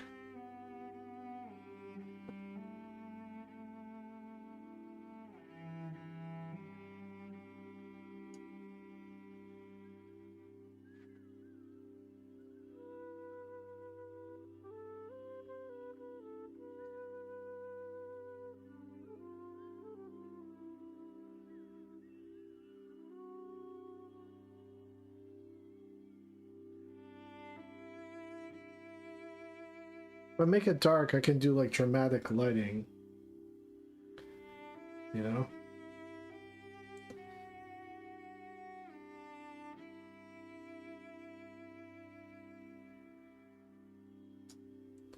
What does this look like? All right, let me save. Because I'm rendering an Eevee right now. If I put this on cycles, what happens?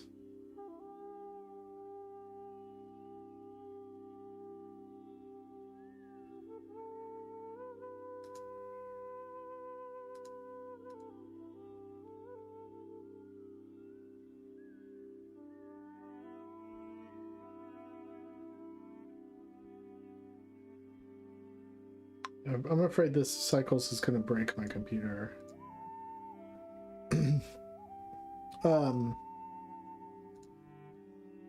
Okay, so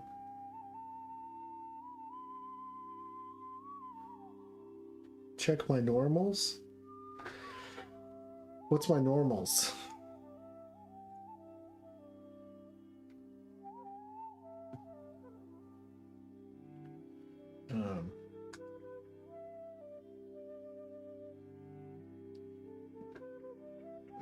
And then let's go to Grave. I'm going to change the color of this a little bit too. I don't think this red is correct.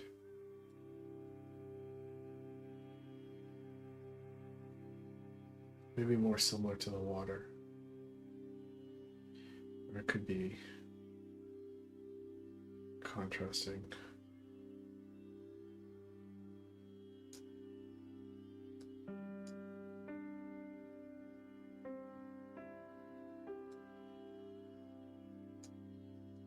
What's the difference between HSV? Oh, I see. Hue. Okay.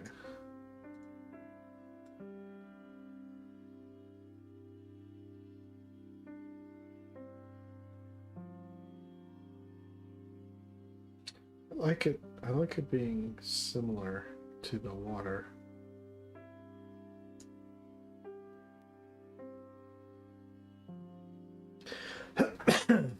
And then we'll go face orientation. I don't know what that means.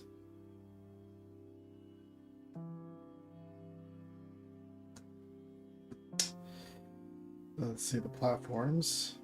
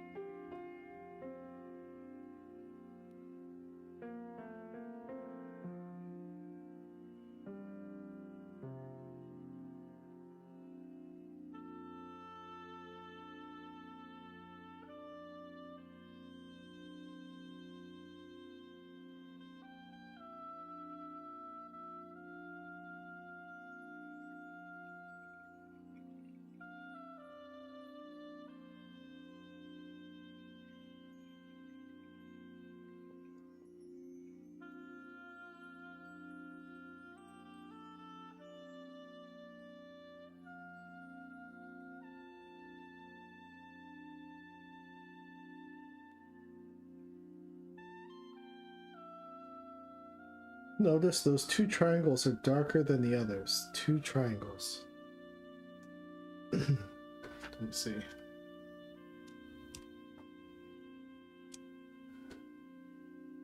Two triangles are darker than the others. Are you talking about these two here?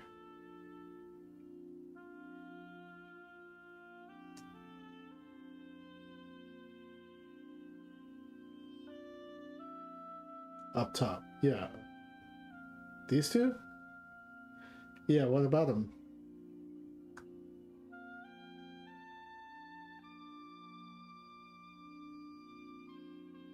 They're like moving forward. They're moving forward in space, so they're catching a shadow.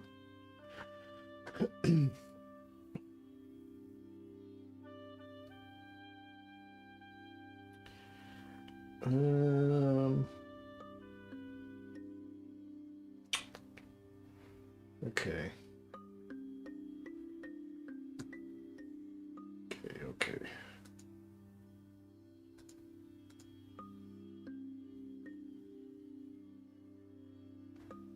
Check their orientation. Sometimes the faces twist. Yeah, no, their orientation is where I want them. I'm not sure what you're saying.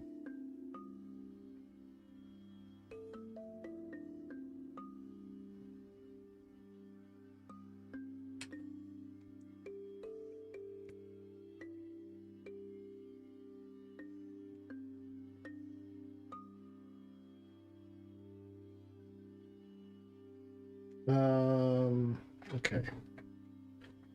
So let's see, stroke. This is John Ballspur.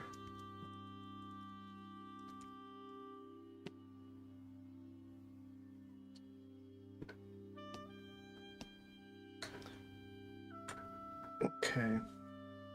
So, okay. Let me save my work. So what I need to do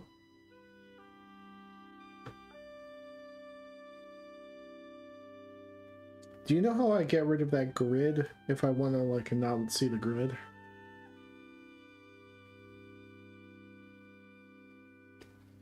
Do a quick Google face orientation. Okay.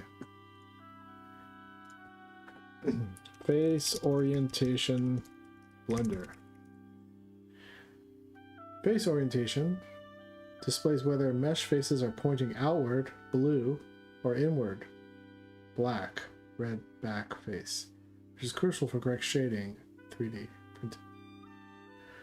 To fix, enter edit mode, shift N.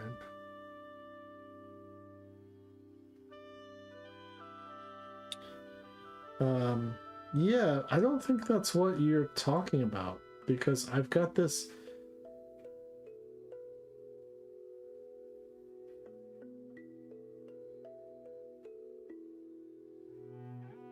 Oops. This is just a plane. It's like a straight plane. It's not a 3D shape. It's just a two-dimensional plane that I angled forward.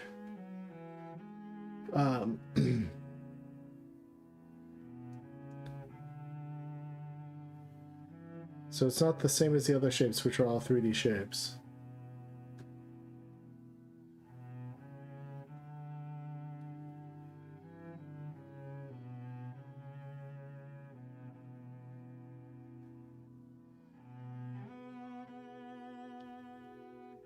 Which I should probably make it a 3D shape, because at certain angles it's like not covering the area I need it to. And so light is peeking through from the other side. But if I... Let's see if I...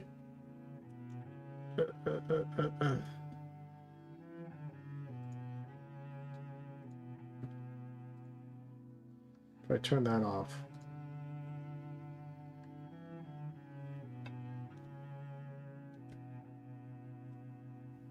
then that stops happening.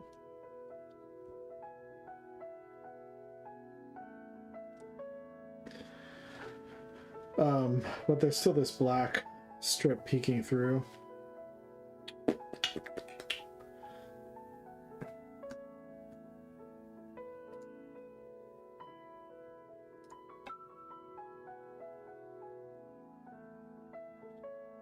To get rid of the grid, click the circle within the circle top right.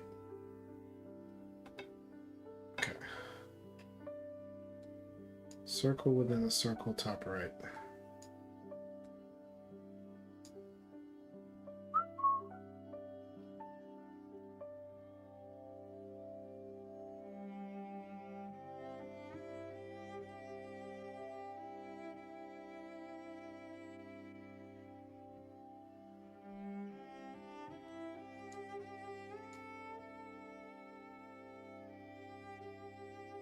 Circle within the circle top right.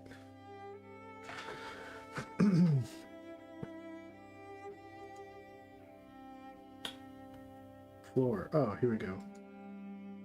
Oh yeah.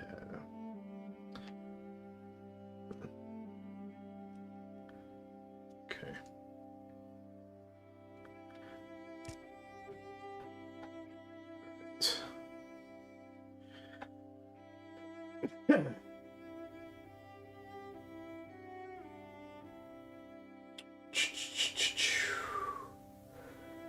Okay. Well, I think what I'm gonna do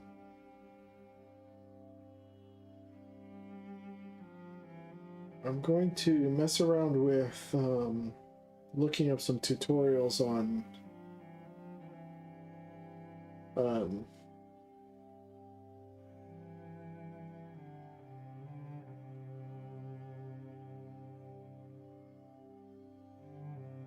well, I could go into doing, let's say, okay, let's see. Platforms. I can go to sculpt mode. If I remember right. Not draw. No. Post, clay thumb, clay, clay. Layer. Plateau. Scrape. Smooth.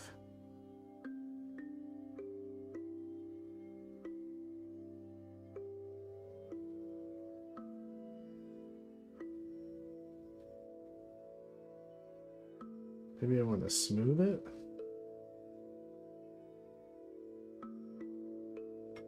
Let's see what smooth does. Or plateau.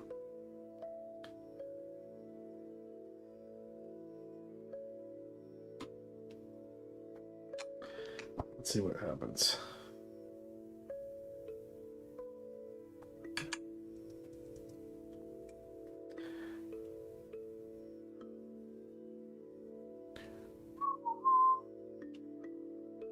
Oops.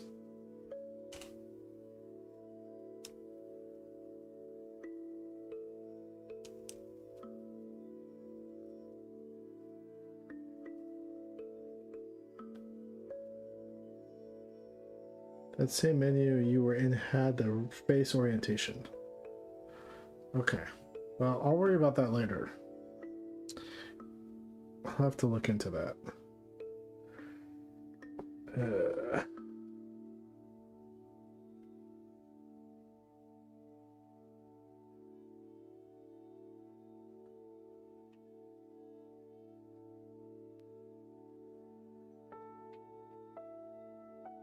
Scrape, scrape, smooth.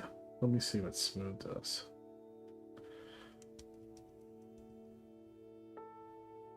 Holy shit.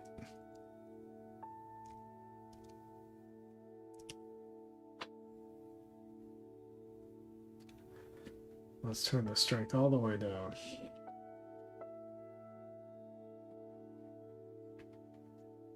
No, I don't like that.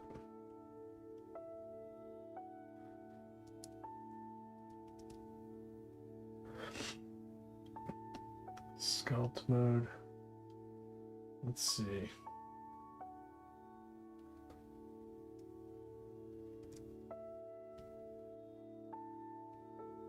Why is that affecting the whole?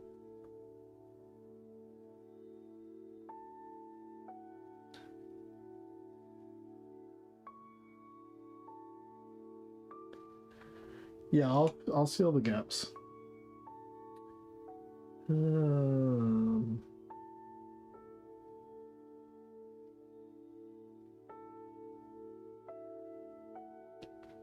What does this do?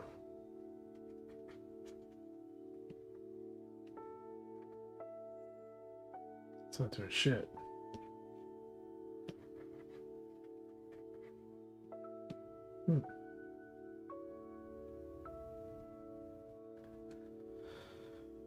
How about... Oh, do I need to be in, I need to be in cycles?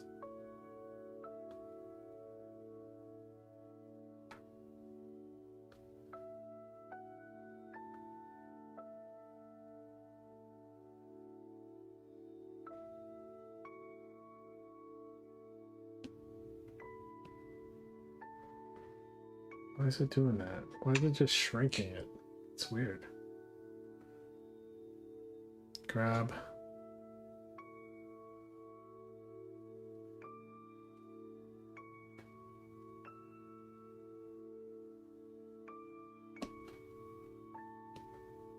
Holy fuck, why is it so strong? Strength. 0. Still too strong. The fuck? Okay, I don't understand this.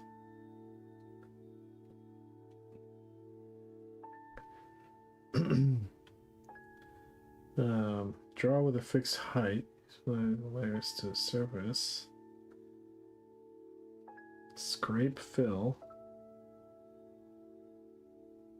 Clay thumb. Let's see what happens when I do this.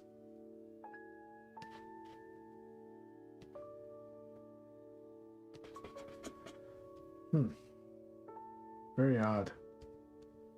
I don't get it.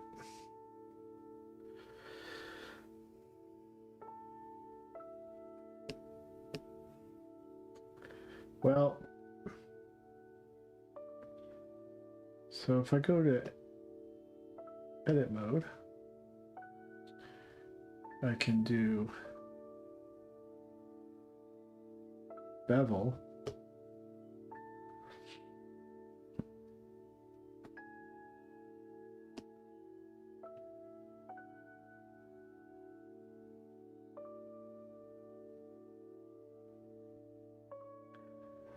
How do I do that? Bevel. Bevel.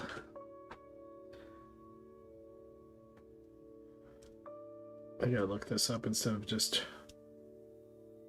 trying shit.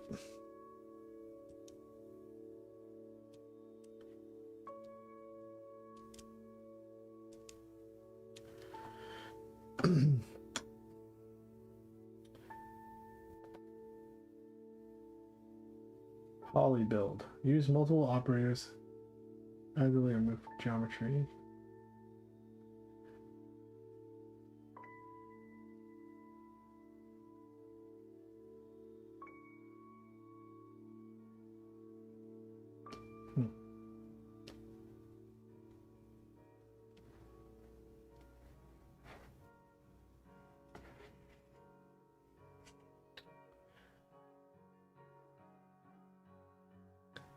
Oh, I got subdivide. Okay.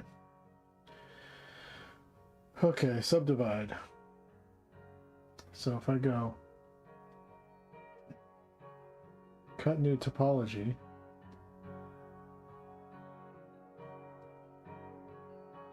oh no, I hate this knife. Spacebar? Okay, spacebar.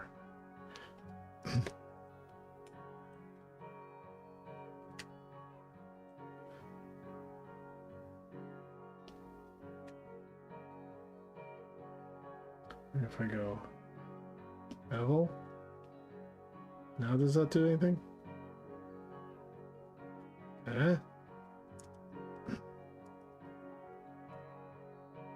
What the F?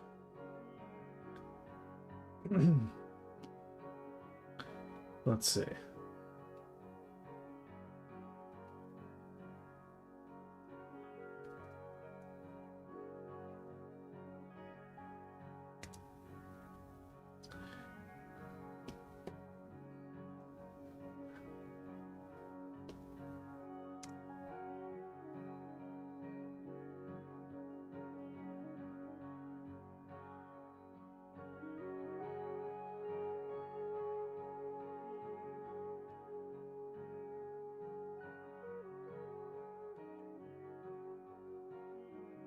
Wow. Look what I did.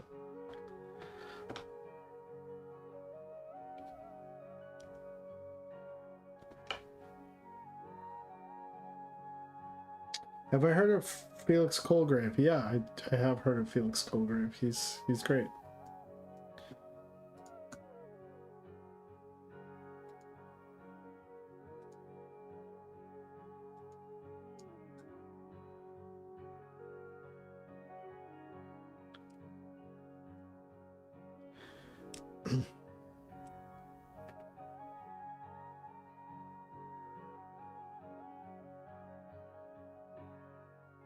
Okay, there's my first step in doing something.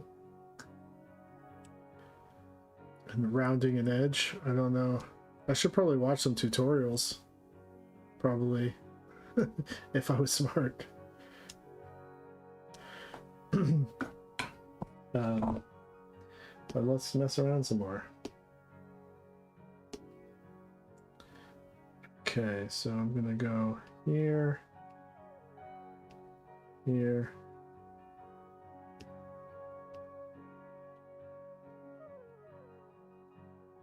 Um,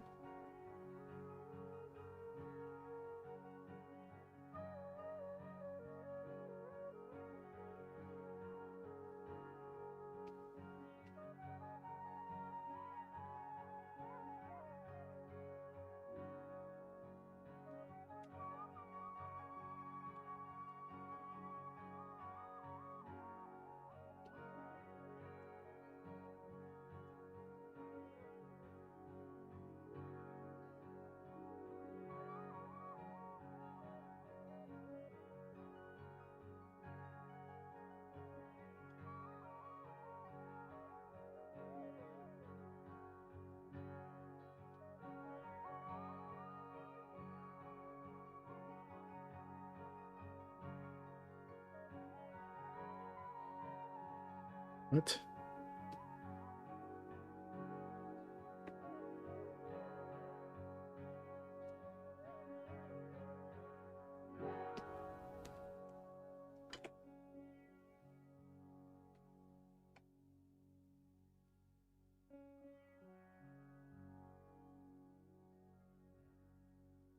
Let's see. So I gotta go boink, boink, boink, boink. Something like that.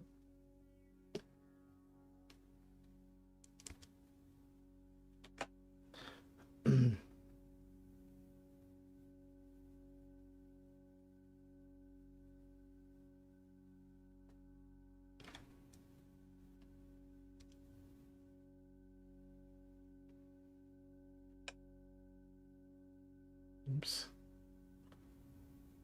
Hey, where did I go? Okay.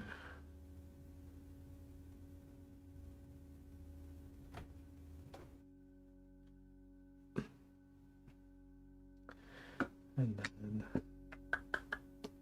cut, boink, boink. Hey. Oh, it has to like connect to something, I guess. Has to make a full circle. I mean, closed loop. Something like that.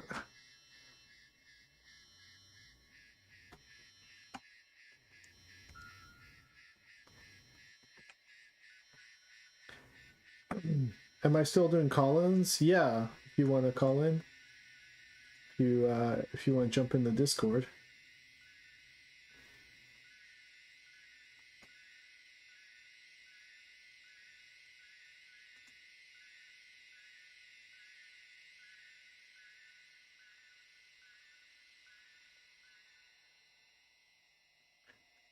I can jump in the Discord real quick.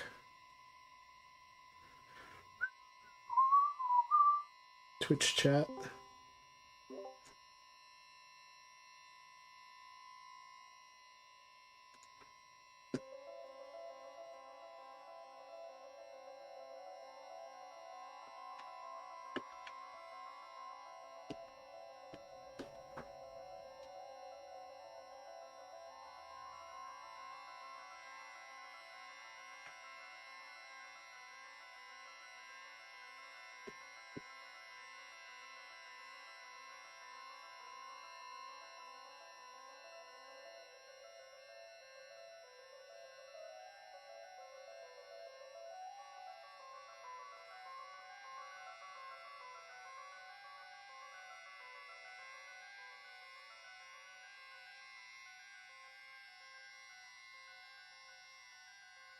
Okay.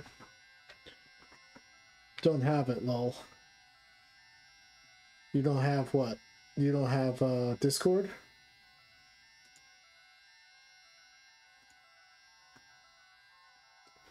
Yeah, I can only do Discord call-ins because calling on the phone turned out to be very risky on YouTube.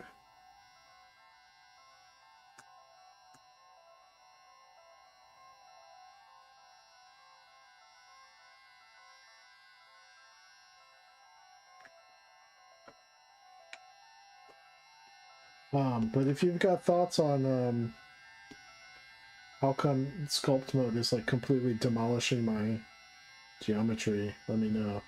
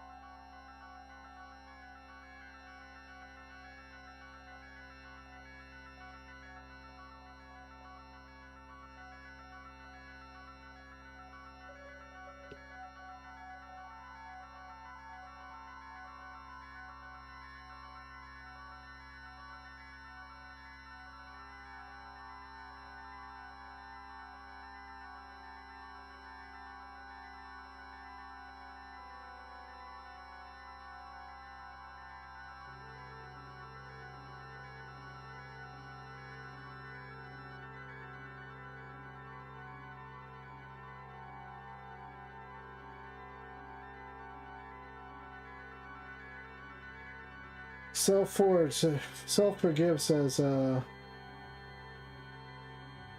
I don't have Instagram. I love all the metaphysical content in your work. Is there a particular area of esoteric knowledge that has been most influential on you? Or stuff that you're most into right now? Currently I'm looking more into Gnosticism. And I'm reading slowly reading the Book of You, which is sort of like a ancient guide to getting into heaven. It's sort of like a sci-fi puzzle book.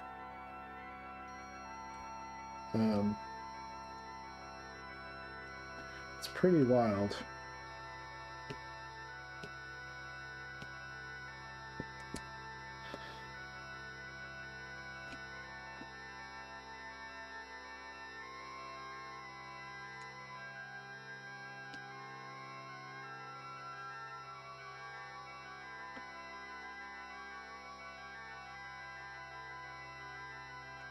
Oops.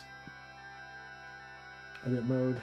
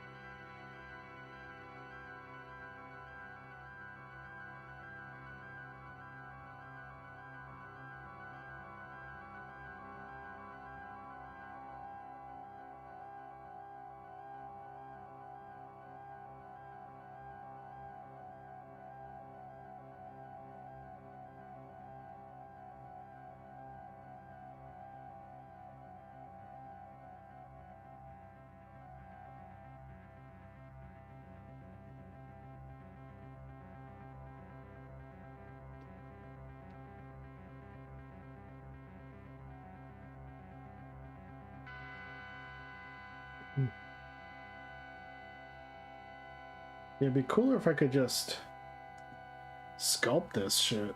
I wonder what I'm doing wrong.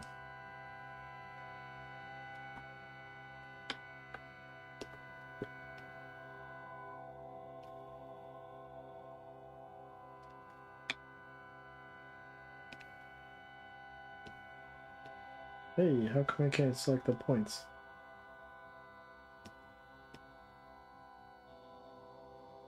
platforms.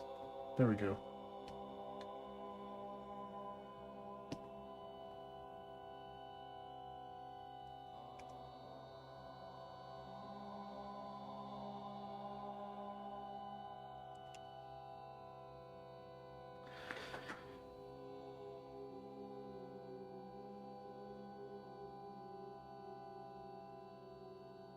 I think you can also, if you select just the edges, you can do. Is it that you can do bevel? Yeah.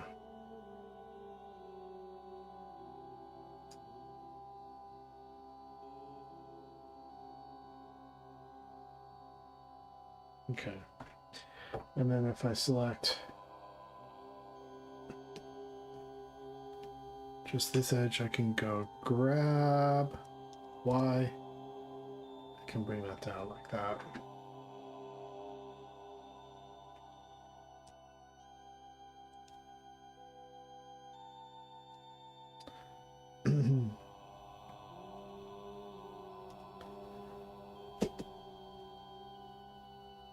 But then I created a little problem there, so then I go to points.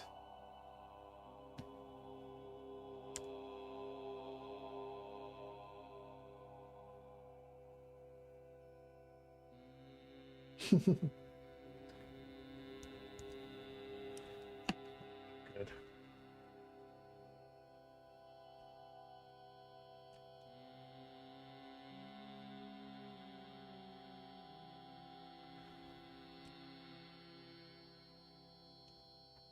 Yeah, that's not good.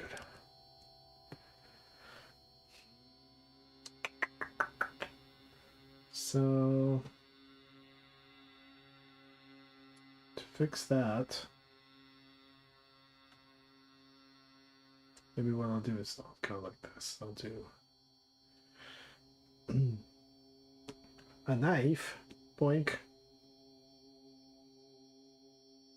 boink, boink, boink.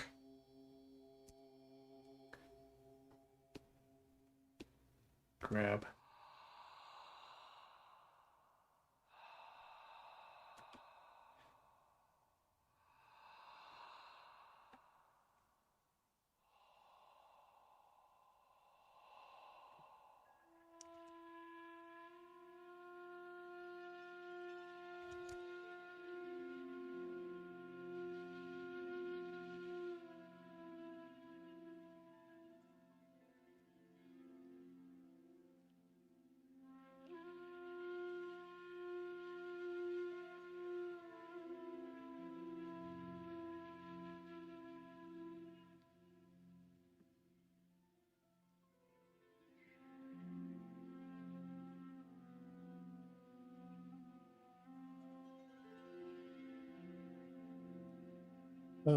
Yeah, narcissism. I don't know. I've been feeling most aligned with narcissism for the past, I don't know, 5 or 6 years. As far as like what feels interesting to me and what feels like on a very, very basic level seems to be a guideline for like how the cosmos is working and how events in the world seem to be working.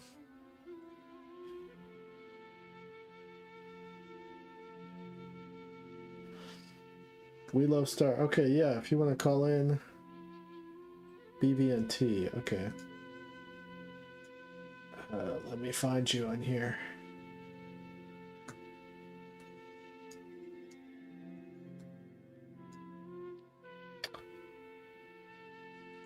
Channel permissions.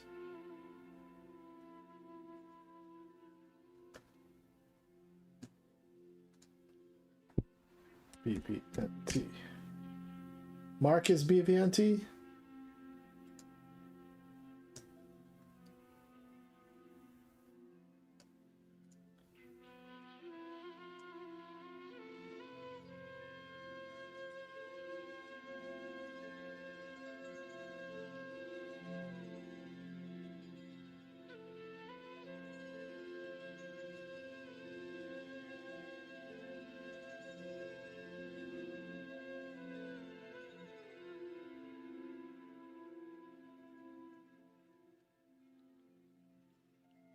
think I gave you permissions.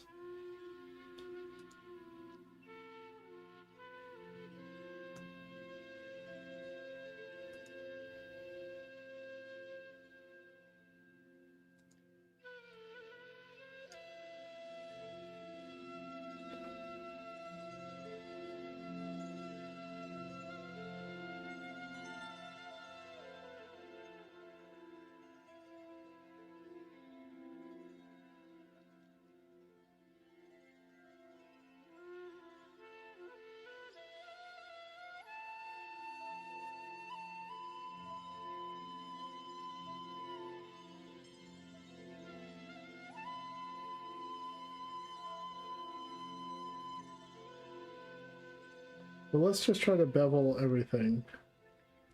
Just as a starting point.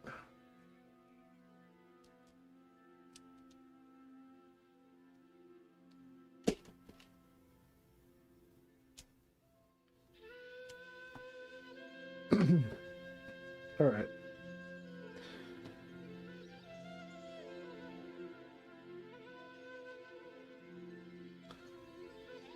We love Star. You should be good to go.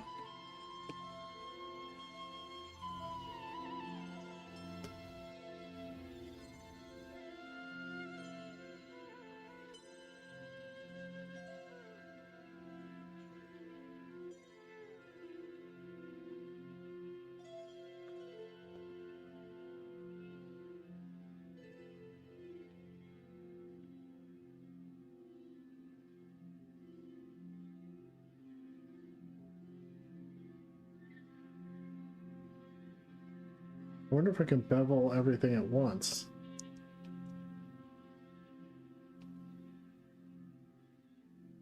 Looks like you can. Alright, so that's good to know. How about I do that? Start over. Boink.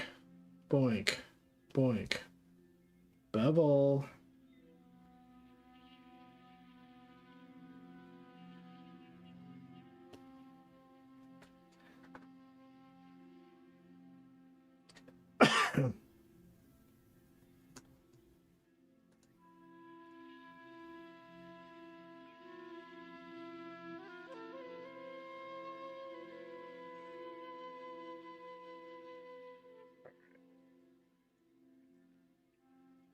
Then we're gonna go boink, boink, boink, boink, bevel, bevel.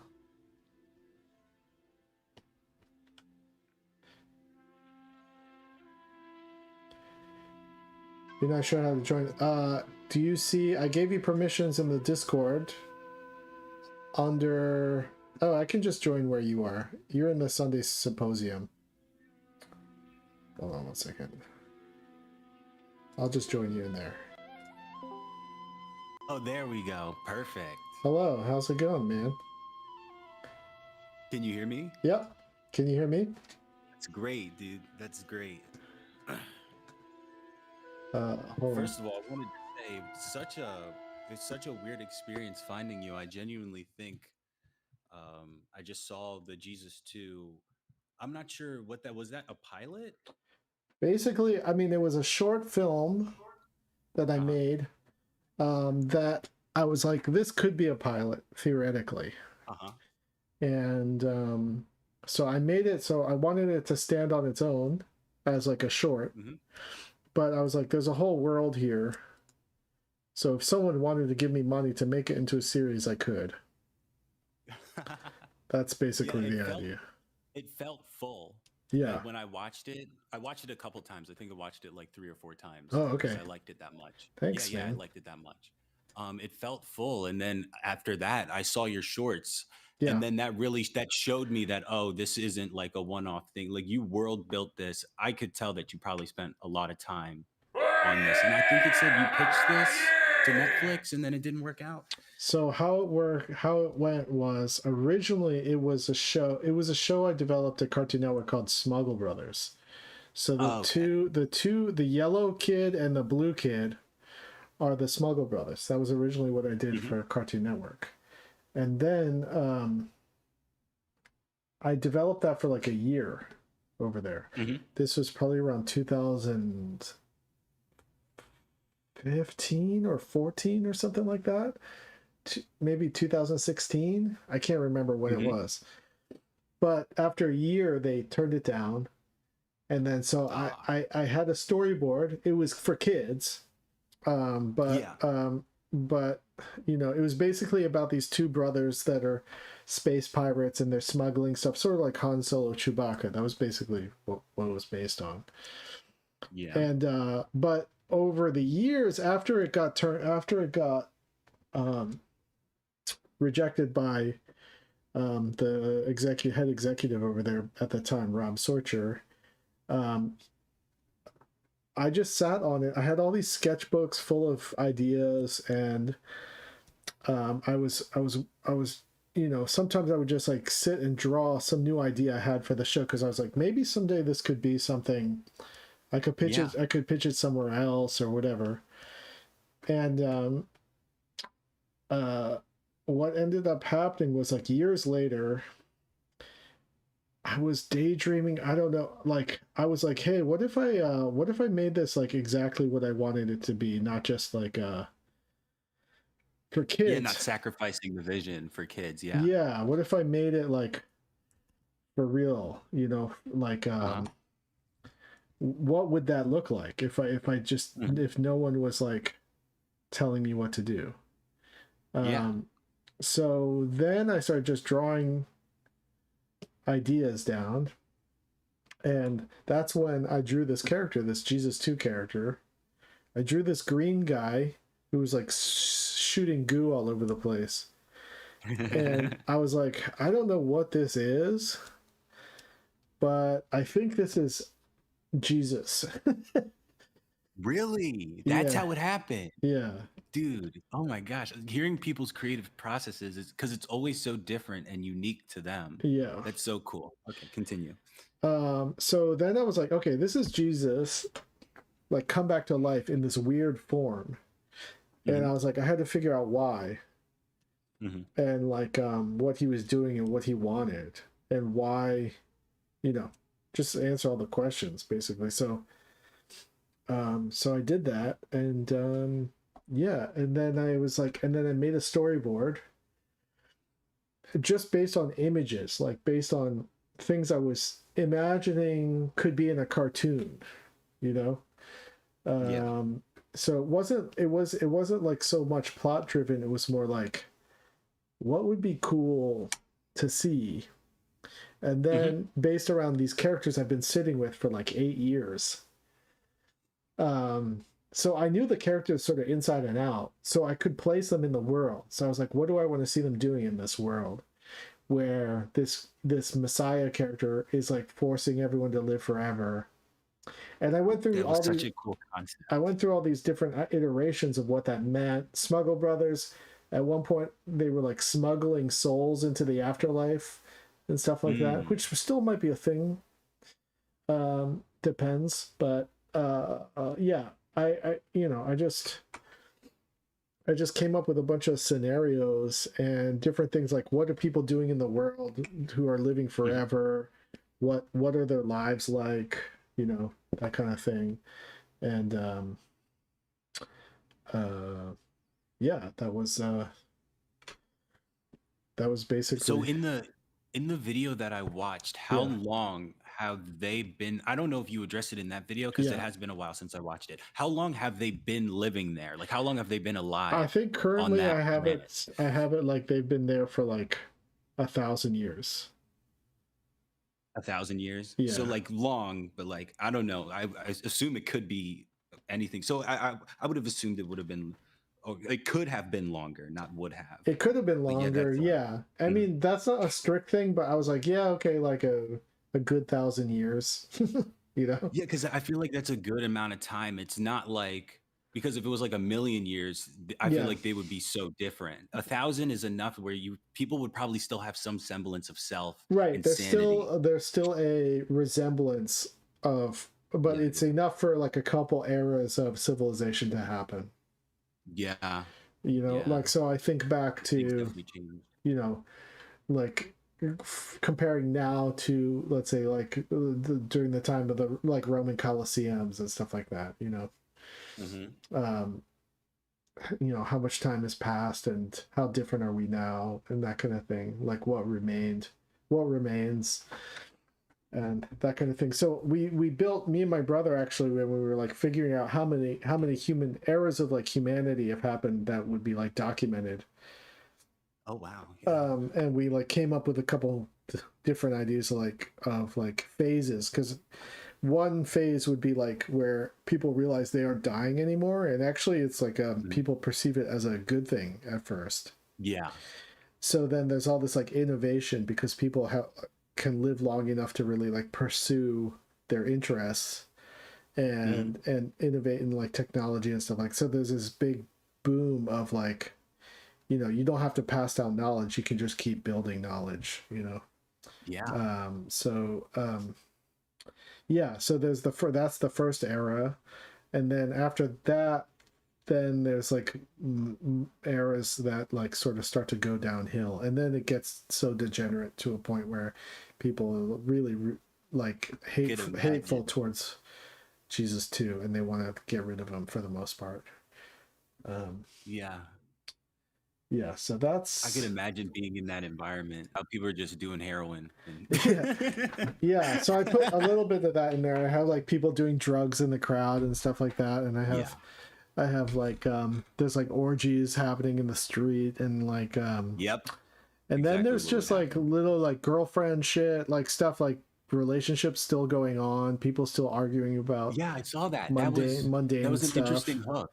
Yeah, so I want to have like a mix of, you know, super sci-fi kind of stuff, mystical stuff, you know, real degenerate sort of like depictions of humanity, and then at the same time like sort of like normal mundane, you know, I don't think the mundane stuff ever goes away, so you can have sort of sitcom, more situational comedy kind of stuff.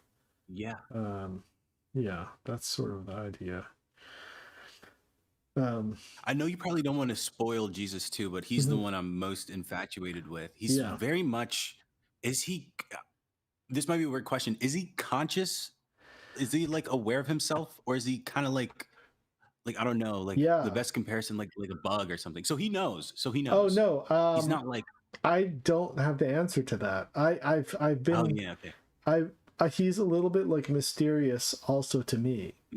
Like, okay, that makes sense. sense. I think he's a force of nature in some ways, and I think I think he is sort of like, you know how I think of it is the way people describe interactions with demons and genies, you know, like a genie in the stories of like anyone like coming across, except for Aladdin, but like in the old stories of like whenever someone came across a genie or a jinn or a demon or an angel, even an angel, you don't really know what you're going to get. Like they don't operate with the same sort of like set of human morality and stuff. They're more these like they're more like the weather. It's sort of like, that's such a that's a powerful way to put it, because that immediately clicked in my mind. They're like the weather. Yeah, it's like, well, okay, rain brings, you know, you need rain to like make plants grow, and you have to drink water and all that kind of stuff, so you need you need rain, but then you have like tsunamis and stuff like that, right? That like can destroy cities and stuff, you know. So it's sort of like this it can be either or, like good and evil at the same time, like, or there is no good and evil. That's not even part of it. It's more like it's more like just the product force. Of it's like happens. lightning you know, doesn't care about you, you know. Lightning just will hit, and if it happens to hit you, that's bad luck on you, you know, kind of. Because it affects you poorly. Yeah. Wow. Yeah. I think it's very possible. Honestly, you can go. Conceit says, so nothing to do with Jesus 1. Well, actually, no. It does have to do with Jesus 1. So, Yeah, but I don't want to give that away. Yeah, you don't have to. Yeah. You don't have to. I was just gonna on the idea of like you said, if somebody gave you money for this, then I think honestly it's so possible. Yeah. And I mean, you saw the response. Were you surprised by the response that you got from that? I was really, really nervous about putting it online because I had worked on it for like 3 years, and I was very, very afraid of like what the public response was going to be. I mean, I had shown it at festivals and stuff, and at like parties and things. I would bring it and show it at a party or something. Oh, hold on. I 1 second. I have to pee so bad. Can you? You're good, man. Can you wait 1 You're good, second? I'll man. be right back. Yeah, of course.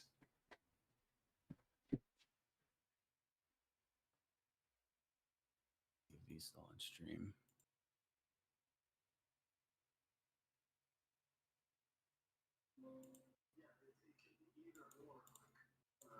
Good and evil at the same time. Like, or there is no good and evil. It's not even that's not even part of it. It's more like just a force. It's like lightning. Lightning, you know, doesn't care about you know. Lightning just will hit, and if it happens to hit you, that's bad luck on you. Yeah.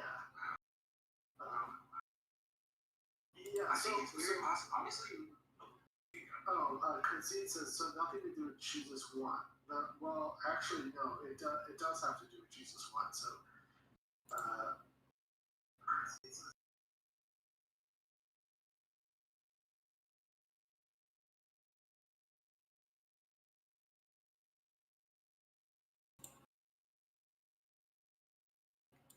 My bad if you heard that. I was playing back the stream. My bad if you heard that. The stream.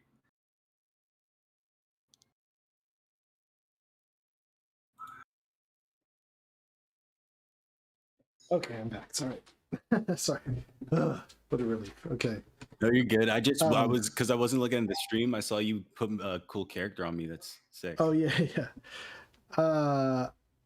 I can hear the video on demand. What's that mean? I was playing. So I was listening back. I think he was talking okay. about what he. So, actually, okay, yeah. So I was saying the reception. Yeah, it played at a bunch of film festivals, and it actually played at Sundance. I don't know if you know that. So I've heard of it. I think, yeah, I've heard of it. Okay, yeah. Sundance is like a really big film festival. And so it got a lot of attention like in the like midnight movies film circuit, like film festival circuit. It always would get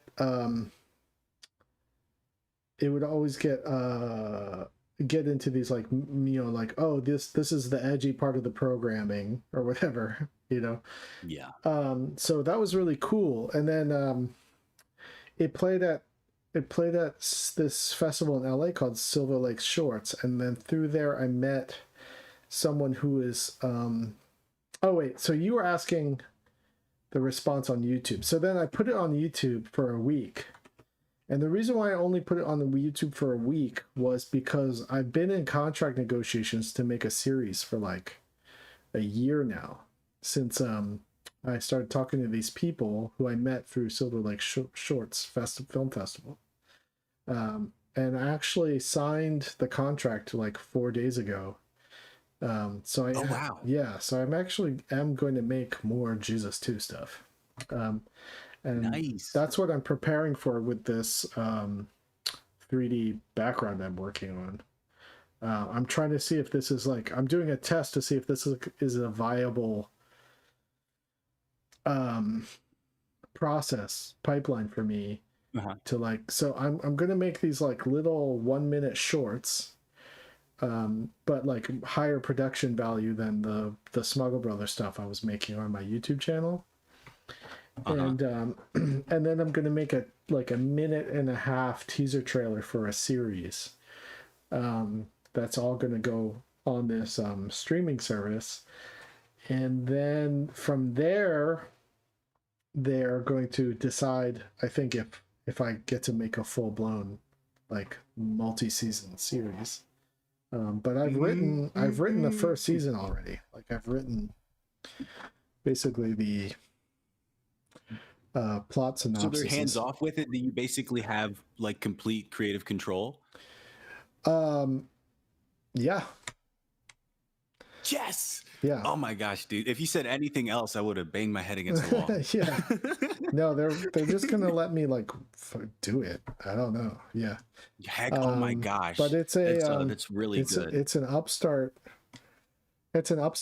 streaming animation streaming company called Animation Plus, and they're gonna be it's so basically it's like sort of taking a risk on this thing that could end up being like Quibi, you know, if you remember Quibi.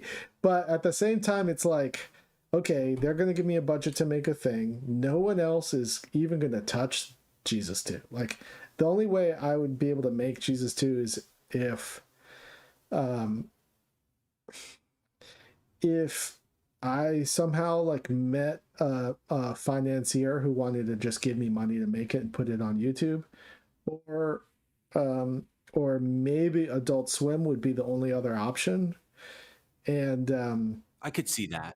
Yeah, and I'm friends with the developer people over at Adult Swim, and I sent them a copy of Jesus 2, and they never responded. So, so it, I just don't think that. So to me, that avenue of development through TV and all that kind of stuff is so. It's like winning the lottery. Like your chances are so low of getting anything made. Like I'm gonna have I was in development I made a pilot for Cartoon Network like in 2023, and they're gonna put that on their YouTube channel in the next couple of weeks. But that was like 2 years of my life, and it goes nowhere. It's like the chances of it's cool that they're willing to develop stuff with me, but every time I'm working on one of these things, I'm like, this is probably not happening. But you have to try. So that's the you can't one say of these times. Yeah. I think well, it could be my bias, but I think I have good taste. I see so much potential with Jesus 2. Yeah. I just hope whoever like does this with you really understands that first of all, you need to be in control of it, because I can tell it's so unique to you that you need to be the one. Like nobody can come in and be like, maybe Jesus 2 should be orange. Like no. Yeah. it needs to be controlled by you. And I think I don't know, I feel like it's inevitable. I genuinely believe it's inevitable. Yeah, that it's so going to it is happening. It's like I'm gonna make some more stuff, and the pilot is gonna go up again eventually, like pretty soon, I think. So it's gonna get posted again, but I think I'm gonna post a censored version of it for YouTube, because it got strict. What do you call it? They like hit me with a adults only tag, adults only, yeah. So then all of a sudden my views just got throttled.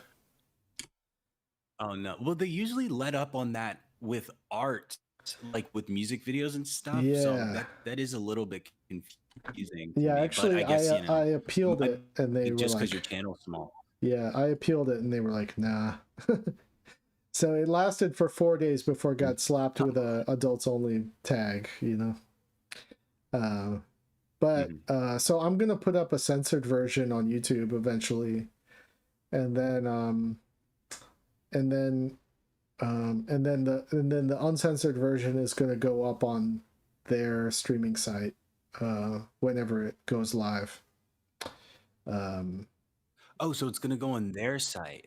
Yeah, okay. The uncensored version. I thought it was gonna be like a glitch thing. Okay, so no, that it's makes actually sense. they're trying to start like their own, basically Crunchyroll sort of thing, but it's going to be like a 24 hours adult animation channel, basically. I think that's what Oh, they're so trying. 24 hours, so like a live stream. Yeah. Like the Adult Swim app. Yeah. Okay. I think so. That makes sense to me. That's what they're telling me. I could I have work. no idea how this is going to pan out, but has the option for subscriptions. I'm so ready to support Jesus to this unique. Thanks, Bifana. Yeah, I don't know how it's gonna work. I've been waiting on this contract for probably over a year, I think. So it's just been that's the thing I've been like crossing my fingers, being like, they're telling me they want to do it, and just gotta go back and forth with my lawyer until So yeah, I actually signed the contract like 4 days ago. So yeah, so that's why I've been, in the meantime, I've been making shorts for I don't know if you know the YouTube channel A Studio Digital, but I've been teaching myself Blender. So I was just doing grease pencil and making little 1-minute shorts that haven't come out yet, but I've been live streaming working on it, and then so that I could get used to using Blender. And now, after I finished the last short I did, I was like, okay, now I'm going to try to see if I can build 3D backgrounds. Because one of the reasons is because some of the backgrounds in Jesus 2 are so intense. Like, some of the backgrounds I did for that short took me like 3 months to finish. Like, I would just keep reworking them. And so what do you call it? I was like, this is unsustainable. Like, I can't do this. I can't do 8 episodes of this, within a reasonable time frame. So there are things like the inside of the Smuggle Brothers ship is a rotating circular, like conical garden, like space garden that they live in. Yeah. And I painted like 4 or 5 backgrounds for that. But if I was going to do a whole series, they're going to be in that garden a lot, So then I was like, what if I built that garden in Blender, so that I could have infinite camera angles whenever I need them, instead of having to do a bunch of original paintings. Yeah, so that's why I'm trying to. I brought them up before, but oh, go ahead. Yeah, I was gonna say I brought them up before, but that's what I heard Glitch does, and that's why they only do 3D shows, because it allows them to do things like that. Even their new show that they're making is 2D animated. It looks 2D animated, but it's all made in a 3D program. I think Blender as well, just so they can do stuff like that, because it's a 2D hand-drawn animation. It has a deeper feel, but it's expensive. Yeah. So yeah, exactly. So I want to. Yeah, I didn't know they did that, actually. I knew they had put out 2 new 2D animated shorts. I saw the Knights of Guinevere or whatever, that one, and then I forget what the new one is. The new one is like someone who is pretty popular, right? It's like Rubber Ross. They were already independently popular, right? But I didn't know they were using. Ross. I forget what they did. Were they a Minecraft YouTuber? Maybe, I'm not sure. You look the Moss. This is Gunkle says, do you have any particular artists who are sources of inspiration for the more surreal spiritual aspects of your work? I would probably say one of my biggest inspirations is Alejandro Jodorowsky. He had a big impact on me when I was growing up. And then maybe also what's his name? He made Orpheus, Blood of the Poet, and Testament of Orpheus. Why is his name escaping me? Testament of Orpheus. Oh, Jean Cocteau, and then maybe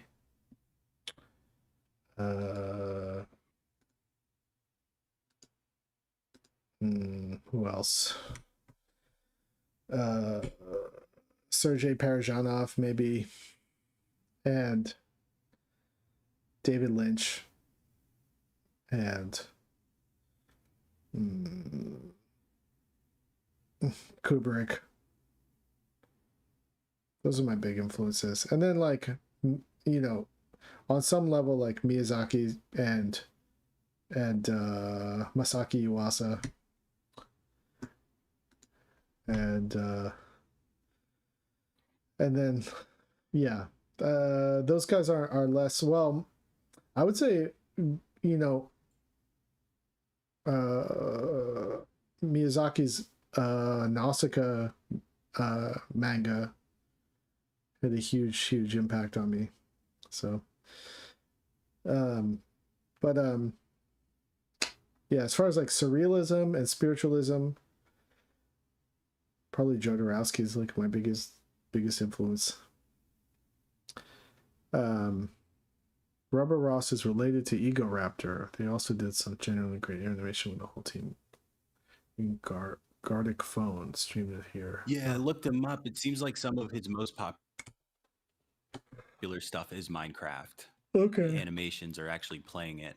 But yeah, my problem with whatever works, dude. That's a cool story. My problem, yeah, the one thing I will say, like, I'm very optimistic about the future of like of independent animation on YouTube and stuff like that. But the one thing that sort of is a little bit disappointing about the measure of success in the YouTube world is that a lot of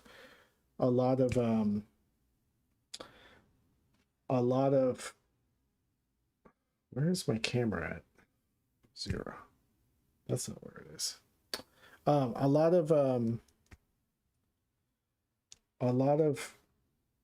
I'm like repeating myself over and over again. A lot of the metrics for success in that world, or getting attention in that world, is pop culture reference. And so a lot of those guys will start with, like, you look at dudes like Meat Canyon and stuff. They're making the brunt of what they're making is like reacting to things happening in pop culture, or like some reference to video games and stuff that are popular. So it's sort of like piggybacking off of things that people recognize or familiar with. And I don't want to do that, you know. So that yeah, that sort of like disqualifies me from a certain way of getting eyes on your stuff on YouTube. You know, there are people who don't do that. But you know, it is like a cheat code in a little bit, in a way. Not to say that. Yeah, but you're not like that. Right, yeah. Like you do, the equivalent of like Meat Canyon to me would be like on legacy media, like South Park. South Park did a similar thing where they would react to like pop culture. What you do is a little bit deeper, and I would just say different. You wouldn't even want that audience that enjoys Meat Canyon. Like, obviously there would be some crossover, but I don't even. That's not even what you're going for. You know? Right. Yeah. You sort of have to like dig out your own. I mean, I think Meat Canyon is interesting, and I don't think it's not. He doesn't only do pop culture reference stuff. He makes some original stuff too. But yeah, I would say he was really savvy in that way of being like dialed into internet. You know, the internet, whatever they're talking about at that time, in order to get views on his stuff. And the same thing with the Smiling Friends guys and all those dudes. Like a lot of YouTuber animators and like Newgrounds animators are reacting to pop culture, sort of like the dialogue, and you know, I like a lot of that stuff, but yeah, it's something that I want the worlds I'm making to be like hermetically sealed, you know, in their own place and time, so that they don't, you know. I will say, like, South Park, you can kind of go back and watch old South Parks, and even though they're talking about topical stuff, it's still funny. somehow, but I would say that's sort of like a, you know, for the most part, if you're talking about topical stuff in your stories all the time, your stuff doesn't stand the test of time, you know. I kind of want to make, I've been trained up to, you know, by the people I've been around to only try to make like timeless, hopefully timeless stuff. That's my goal anyway. So yeah, I don't know what I'm saying. But I do believe in the, like, you know, I think YouTube is like the last frontier of like hope for animation. So yeah. Yeah, I mean, it's the only place that I've seen something be able to, like, just the Digital Circus, the amazing, like, how I've never seen that before. Something. Yeah, it's like a new 3D thing. animated show. Yeah. Oh my gosh. Yeah. Yeah, I think. Yeah, and it's good. I like that show. I like it. Right. I like that it was made. If I'll put it that way. I like that it's. I like that it's happening. That it exists. Yeah, I like that it exists. And there's other people too. Some of my like peers resonate with it more. Yeah, I'm not. It's not for me, but it's. I respect it. I respect what's happening. Yes. And it's very cool that it exists, and the fact that it does open up the door for a lot. Yeah. To do more. So it's very important that it even happened in the first place. But there's a lot of like really small creators, you know, small creators who are only getting like, you know, 20,000 views or whatever, 10,000 views on their stuff, but they're consistently making, you know, there's a lot of really small stuff being made. I think people are really inspired by the success of things like Glitch and stuff like that to make their own YouTube, really commit to making YouTube independent animation. So I think that's really cool. Yeah, but another thing with their model, I think the only other reason just pump merch, like I saw their website, there's so much different products that they sell of all of the characters that they own. Yeah. How would that? Oh, you're cutting out quite a bit. I don't know. Yeah. There's not much I can do. Oh, okay. You're asking about the Glitch merch stuff? Yeah, I was gonna say, how would that make you feel with your own IP? Yeah, I'd be totally down to do it, and I definitely like have seen how much they lean into their merch, and I'd be really curious to see their numbers, to see how much the merch sales are actually helping them make new episodes and things. I don't know. I'd love to talk to them, their business manager, about how much that is actually sustaining them. I don't know. What I heard, yeah, is that's the reason why it works. Okay, that's what I heard. Okay, I don't know shit about merch. Yeah, I don't know anything about merch. I used to have a Shopify account back, but you know. So Glitch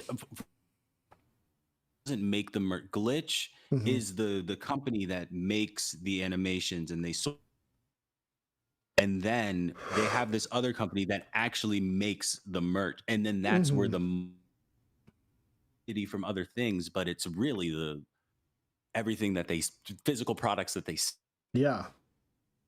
Well, I'd love to meet their merch guys if they want to, come work for me and make Jesus 2 plushies.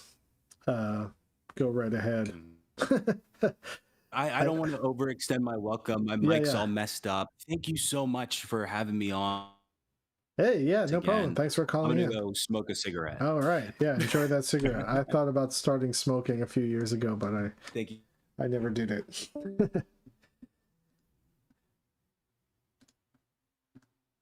All right. Thanks for calling in.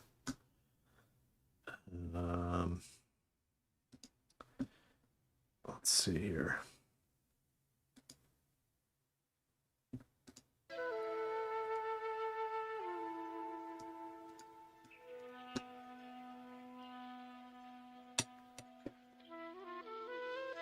Joker's Hideout. Hey, I hope you're doing well, and congrats on Jesus 2 green light. Punchable plushie of Jesus 2 would be sick. Yeah, I mean, maybe with the... I could talk to Animation Plus people about merch.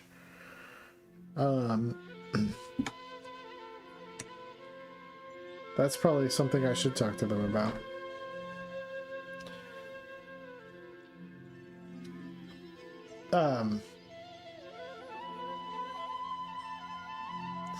Yeah, merch is something I've like eluded me over the years. Like I feel like every time I've made merch, I've sort of like broken even.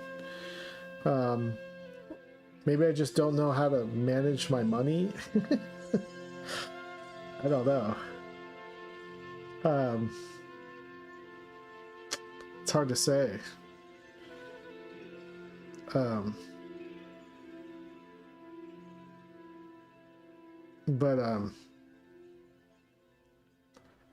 Yeah, I'll try to figure out the merch thing. I feel, you know, I'd love to talk to the glitch guys about if they were really transparent about how they funded their cartoons based on merch sales. Seems crazy to me.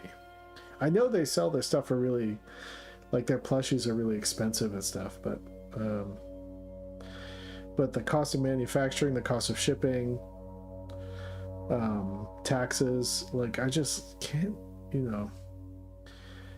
Like when I used to make, I used to sell t-shirts through Shopify, and gosh, you know, I tried to sell the t-shirts at a price that wasn't astronomical. So then I'd be making about $5 per t-shirt, something like that, after the cost of making them and shipping. And I was like, I don't know if this is, you know, I'm like, I don't know, is this worth it? I'm not sure. I think if I had someone, the thought is like, you know, those what do you call it, drop shipping t-shirts, stuff like that, like the quality of them, they're okay, but I was never super happy with how they came out. I mean, they're okay, but it's sort of like a one size fits all template sort of thing. And if I were to make merch, I'd want them to be really boutique-y and feel like special, you know? Yeah, I think you do have to charge astronomical prices, but then like you're cutting out a huge population of people who would want a shirt, you know, or like a plushie or a mug or whatever. I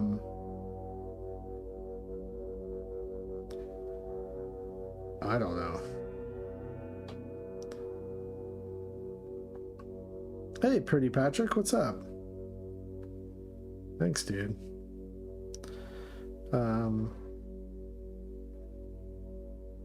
Oh, send me an invite on Discord. Okay, hold on a second.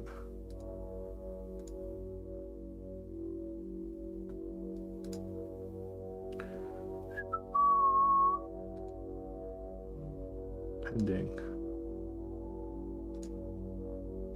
Accept.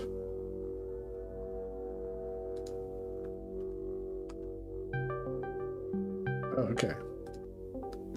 Hello? Can you hear me? Down there? Hello? Hey. Hey, what's up? Okay, so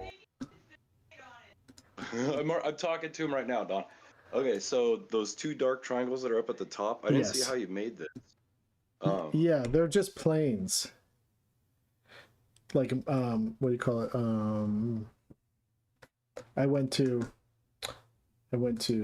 I just made add mesh plane. They're just planes. Mesh planes. Oh, you just loaded them. You loaded them over on top of each other? Yes. This isn't one object that you... Okay, all right. So yeah, that's I was just curious because I've had issues when I'm making mesh, and if I make it out of something, I kind of extrude it or twist it. Sometimes the faces will become inverted.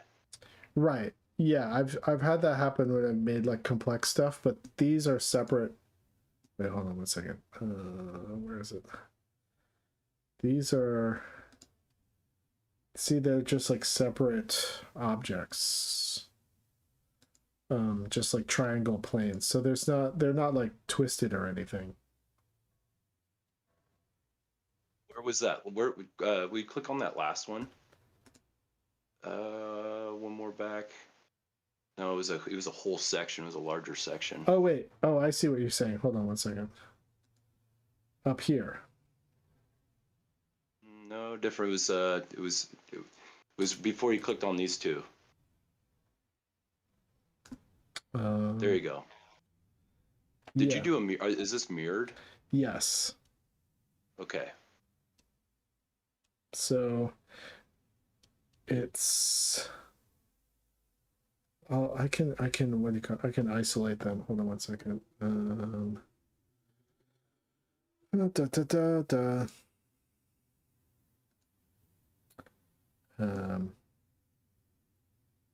Okay, I think that. So that's what they. Whoop, that's what they look like. Okay, do me one solid. Do you remember that circle within the circle? Yes. Button that's up at the top? Yes. If you click that drop down arrow and go to face orientation and you click on that little box. Yeah. Curious. Okay, see how you've got red. Now look on the top of that. See how you've got those planes that are kind of different? Okay, those two, they need to be flipped. Okay. Oriented properly. Anything that's in red? Okay, so your red should be on your interior and your blue will be on the top, should be on your exterior. So if you scroll up to the top side and look down at it. Okay, 1 second. Yeah, it's a little delay, so I'll catch up.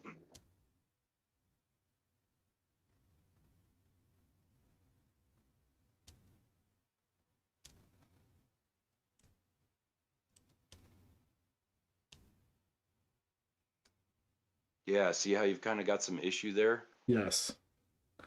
Okay. Don, what does he have to press to fix that? Go into edit mode. Select all. Oh yeah, how do I select all? And you hit A. Hit A. Okay. And, okay, I don't remember exactly if it's Control N or Shift N, but one of those two will correct the normals. Okay. Let me see. Shift N. Now this is a mirror modifier. Does he need to apply his mirror modifier first? Maybe. You might have to apply that mirror modifier first. Oh, what I did was I just duplicated it and then I moved it over and then I flipped it with a mirror and then I made them a single object. I merged them as a single object. Yeah, so you'll still want to do this then. So you want to select them. Okay, select and then, all.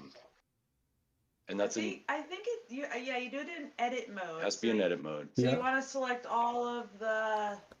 It might need to be on faces instead of vertices, and then I think it's Shift N.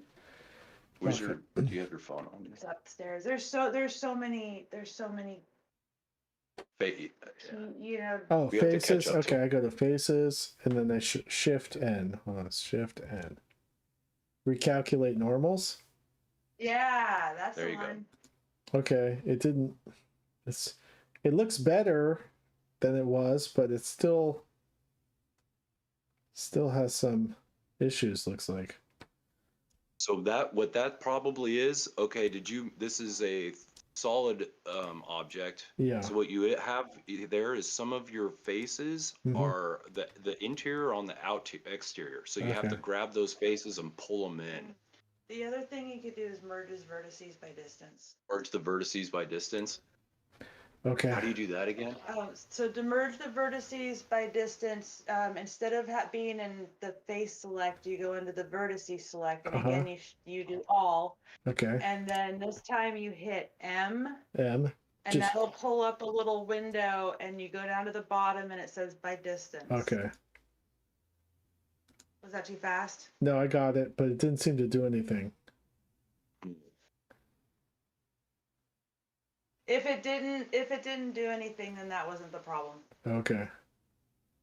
Usually, yeah, see 0 vertices. I saw that. Usually, I do weird stuff, and I, it'll be like removed 8 vertices, and it helps. But no, it looks like that wasn't it. So. And the reason I caught that is because of the shadow issue. You will have weird stuff going on with those, with your.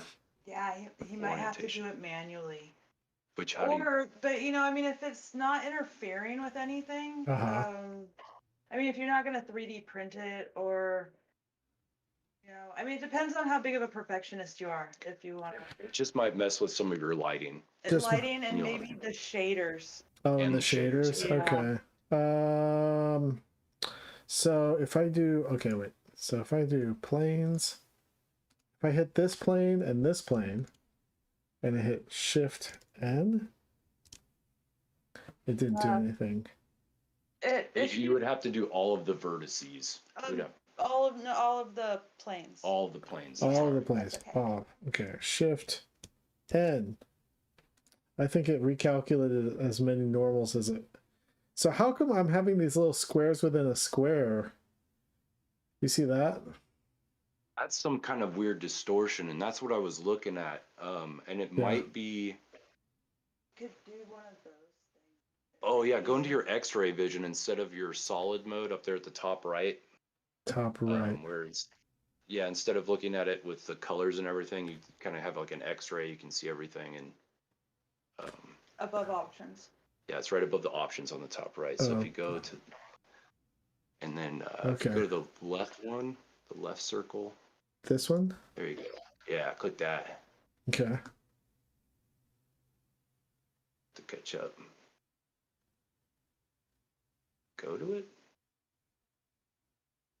Wait, where? There it is. Okay.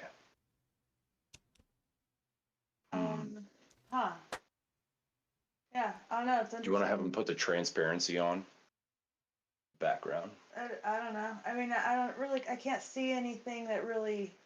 There's some twisting up there on that left side. I can see it right there. Oh, it's kind of in the center where they point towards each other. Yeah, it's on the. Yeah, see that? Okay, now look at where it kind of creases in there. Mm-hmm. You can see you've got some distortion going on there. It's at the where these two things kind of merge together, where they're kind of come pointing in. Mm-hmm. If you look on that exterior, on the left one, the exterior, what's the line? Vertice? No, the exterior line. It's twisted in. Okay. So something happened when you were making these, and your faces got twisted. Yeah, I was trying to make it fit. I was trying to make it fit in the crack, probably, and then. Oh, I see what's going on here. Yeah, so. It's up to you how much you want to mess with it. Yeah. It might mess with some of your shadows and stuff. Okay. So maybe I should just like redo these two top things and try to just nail it better. Yeah, you know what I mean? Yeah, you'll have to pull on some of those vertices to try and untwist that. And again, it's really if it messes with you, but I just noticed it because I've been doing this stuff for a few years now. Do you use snap to grid a lot when you're trying to make like symmetrical, well, look at all this red everywhere.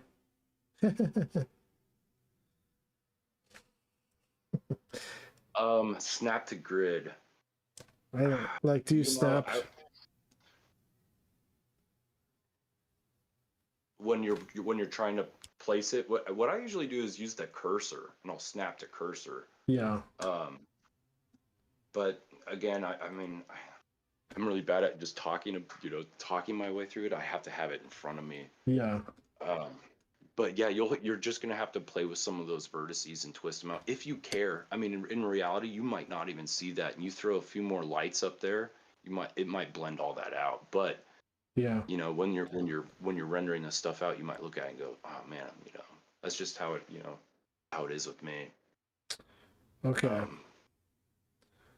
Yeah, like this got all twisted up.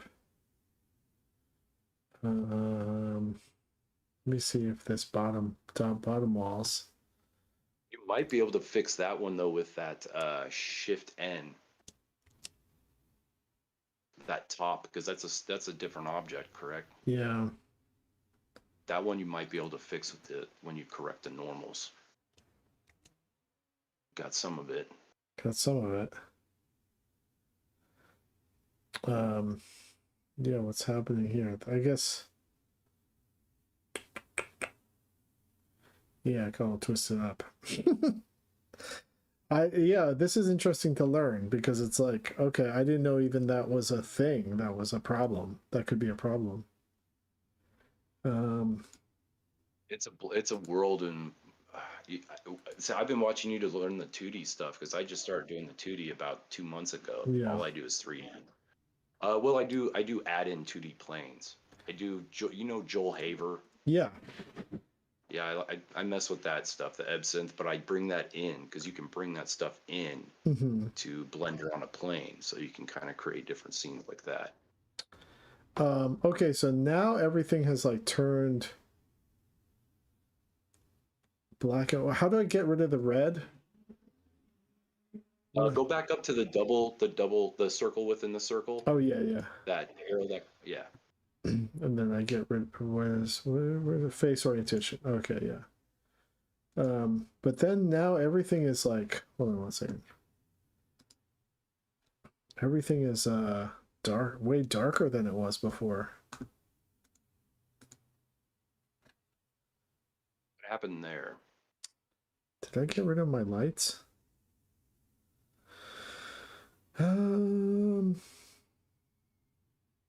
Yeah, where did all my lights go? Got them muted. Oh, they're muted? Oh, yeah. Yeah, your point lights there. Okay, there we go. Wait, point lights. Camera. The light's shining through now again. Okay, wait. Oh, yeah, that's right. Get rid of that one. No, not that one. That one. Okay. Did those dark triangles look any better, or is it the same? They look the same, but you know, I don't even know if that was part of the affected area. It might have been, but okay, now I see these two. You see these like off-white squares in there now? Second.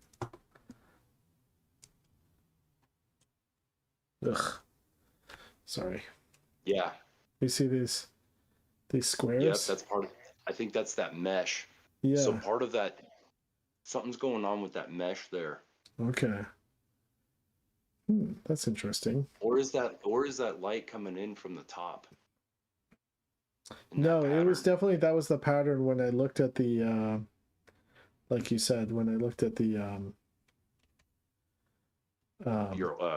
your orientation, your face. Yeah. I don't see the other things, but yeah, see on the backside it's there. What the hell? It's on that side too. The fuck is up with that? Okay, now is there a mesh within that mesh? Will you see if those planes, they might be touching, and you might have issues where they overlap. Does that make sense? Where the plane kind of goes into the other plane, but because of your angle, it's only going in on that one part. Okay, let me look at I'll look at the X-ray or whatever. Yeah, you might have to pull. Just grab that plane. Okay. And then just grab it on the Z. And if you grab on the Z twice, it should orientate it direction you want. Okay. Oh, there it is. So if I grab it on the grab Z, goodbye. Grab Z, goodbye. All right, let's see what those were.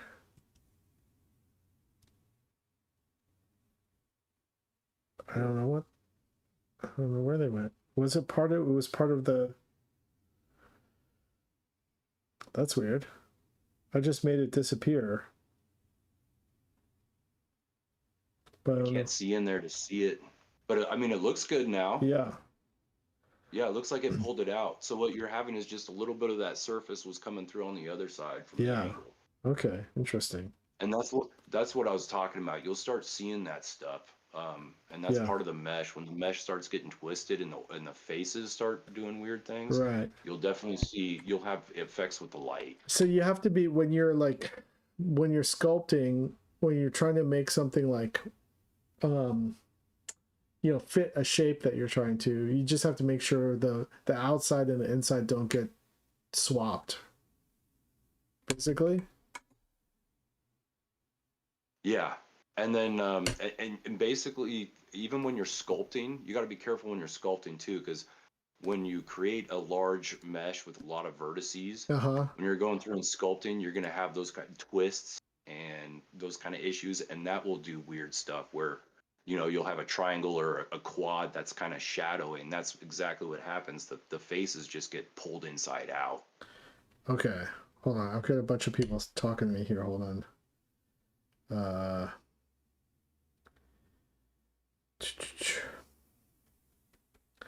Osmandius says, have you seen this cool animation project AirSots? No, I haven't seen that. Bafano says, you need to go into face mode by pressing select the faces that are red, go to mesh tab on the top left, normals, flip normals. Okay. I think I tried doing that. He's probably doing what I was doing, where he's a little bit behind. Okay. Kanzit says, you're not in X-ray mode. Wait, Bolt Mitch says, you're not in X-ray mode. It's the square besides the sphere button you press to turn it white. Oh, X-ray mode. Aha. There's X-ray mode. That's good to know. Let's see.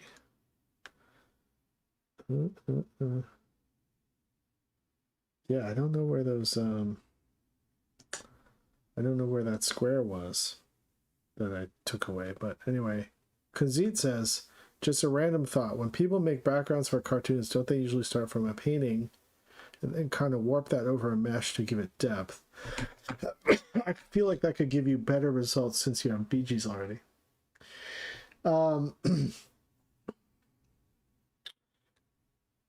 I think I'm going to combine doing 3D objects and then like painted skyboxes and stuff. I think that's sort of maybe going to be my approach. So like mixing 2D with 3D for backgrounds, but obviously like I have to figure out texture and all that kind of stuff. And oh yeah, I wanted to ask you since you're on here, what is going on with when I tried to sculpt these little like platforms? They get like annihilated by the sculpt tool. Do you know why that's happening? Budget. How many vertices are on each one of those? Like just like 4. So okay, so when you sculpt, yeah, you need a lot of vertices. Oh, so I have to subdivide like crazy. Yeah. Okay. And then if you want to keep that, then you have to you have to bake your UV, and then you make a low poly model, and then you take your high quality UV map and you bake you put it onto your low poly. Okay. So is it better? Am I better off just like using the knife tool and just like sculpting out stuff with, you know what I mean? In like sort of if you want to. The only problem there though, again, is you got to watch those faces, and you might have to play with the faces a little bit to get away from those weird, orientations and shadow effects. Okay. Yeah, like so if I'm down here, hold on one sec. What if I go to platforms? And then I look at where is it? The thing, there it is. And then I go to face orientation. Okay, so my platforms seem all right. Right? They don't have any like red going on. Waiting to catch up here.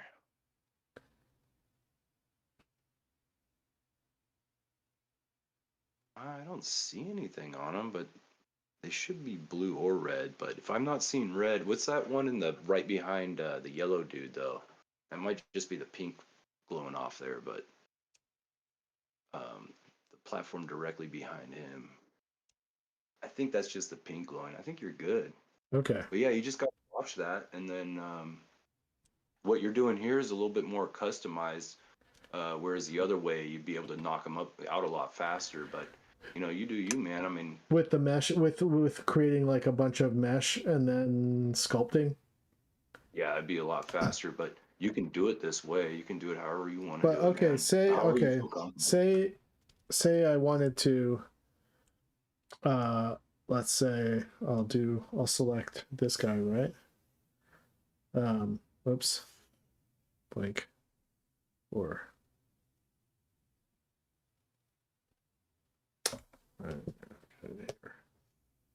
So if I'm messing with this platform here, right? And then I wanted to subdivide it a bunch of times. What do? I do loop cut, offset edge loop cut. Oh, I believe go to object mode or press yeah, go to object mode. Okay, object Since mode. you're on this one platform. Mm-hmm. I'm just catching up to you. If you right click on the object, Mm-hmm.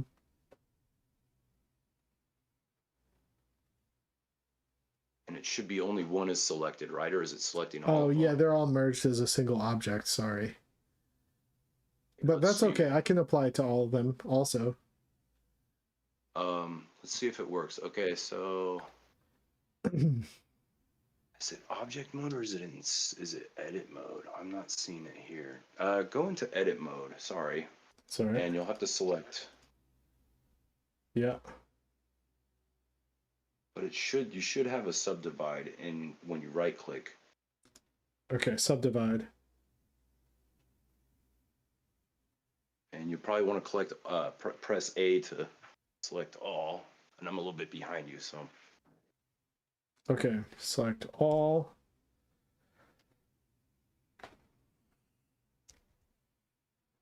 And then subdivide.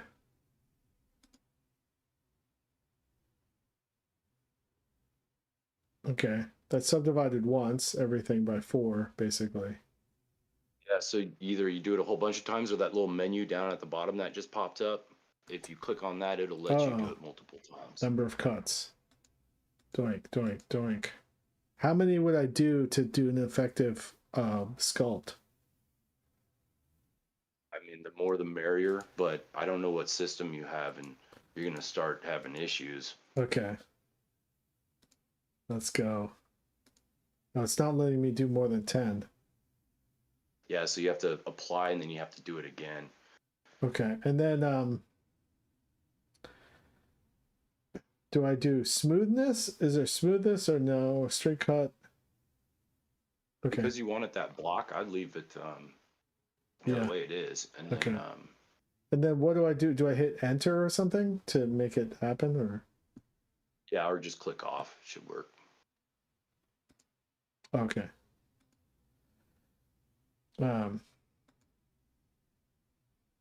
Okay, and then let me see number of, so select all. Oh shit. Okay. So then I go subdivide. Doink. Doink. Or you get too far, you might want to save though, because you might crash your system again. I don't. Okay. To see how much it can take. How do I oops. Okay. How do I okay, there we go. So then okay. Let's save it.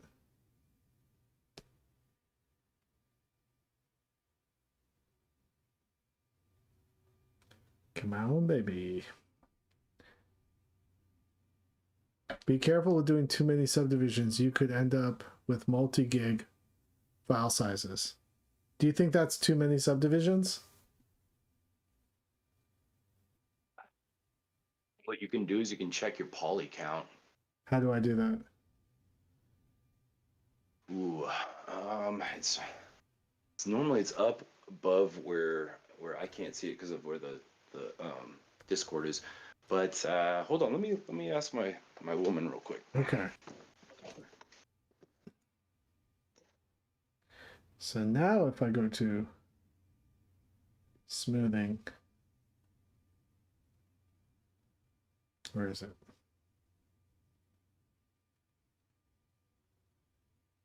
Smooth.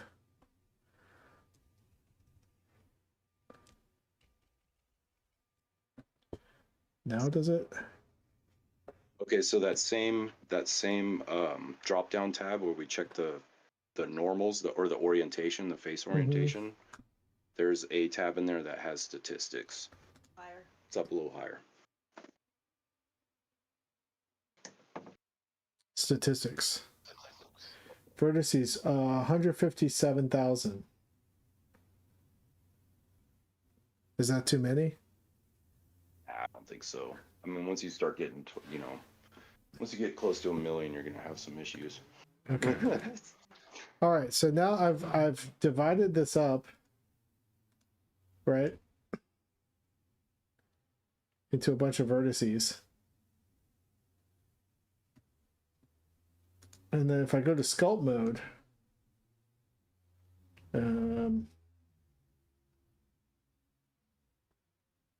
flat contrast. Oops. It doesn't seem to do anything.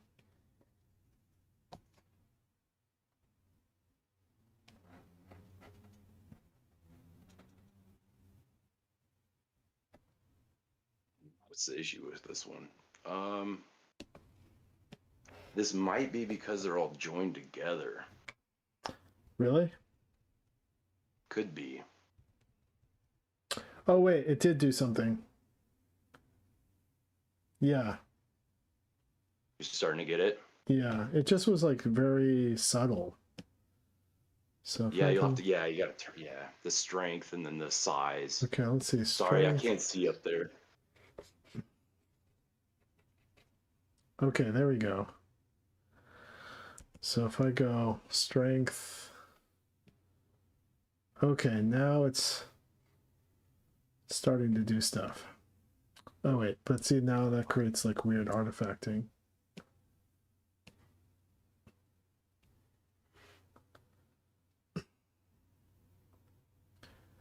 Yeah, something's going on there. Is that bad? Yeah, look at that.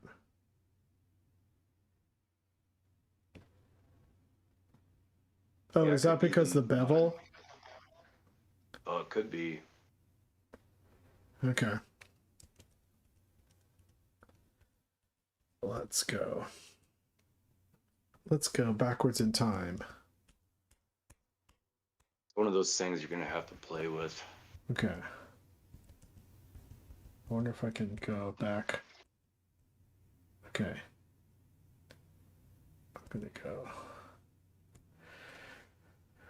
Okay. So that's good to know. I think what I might do for these is just I will subdivide them, but then I'll just use that to actually just go in edit mode and move some stuff around. You know what I mean? That's more like blocky. And then Yeah, that's another good idea. The multi-res modifier. What's that? That one should give you the mesh without creating it, I believe. I can't remember. There's so much, there's a huge world. Yeah. He might be able to tell you better if you can get him to call you on. He seems pretty smart too. Wait, okay, Buffano said. Oh, Boltmich said. Be careful. Okay, probably okay at that density. Try the multi-res modifier instead of subdividing. Okay, what is that multi-res modifier? See if he'll call you in because he'll be able to explain it. Yeah, Boltmich, are you online? Do you want to jump in the Discord? was nice working with you, man. Yeah, man. have- Thank you you for have- calling in. I appreciate the info. Anytime, man. And I told you who I'm with, so if we ever want to work together, let me know. Oh, who are you with? I Oh. won't post it. Oh, on your- okay. I won't post it on your stuff. Okay. All right, man. All right, cool. Later. Later.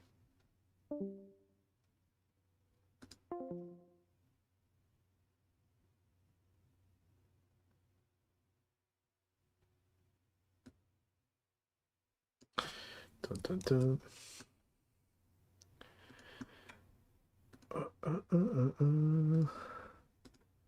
Do I have a group chat on YouTube?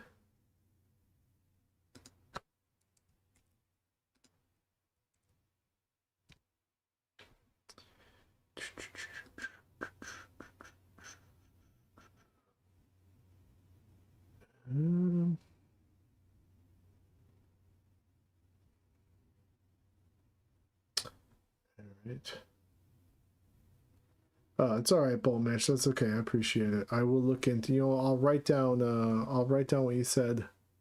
Multi-res modifier. I'm gonna just write that down, and I'll do my own research. Multi-res modifier.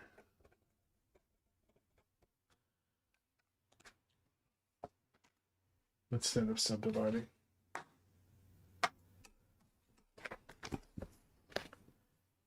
Instead of subdividing. All right. I will look into it.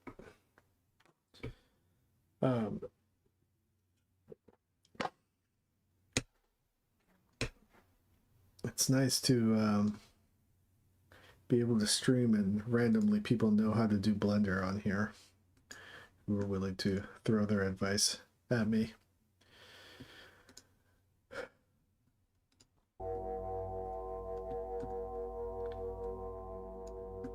Okay, so I've learned a lot today. I've learned that I can draw on the face of an object with grease pencil. I learned how to bevel. I'm still not great at navigating the space. I need to get better at that. I learned that don't mix your outsides with your insides when you're sculpting 3D objects.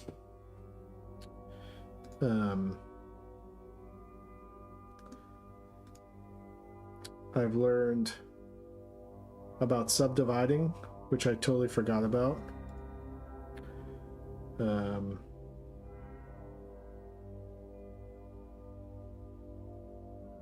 So actually, what I might do is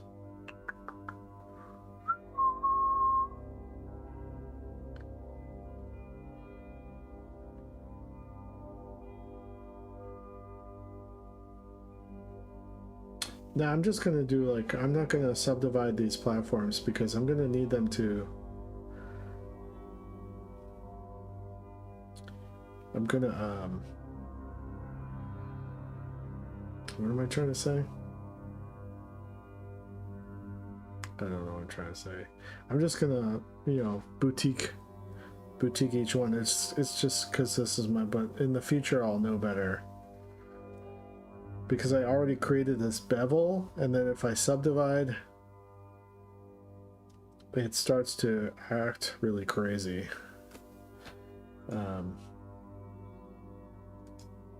Subdivide.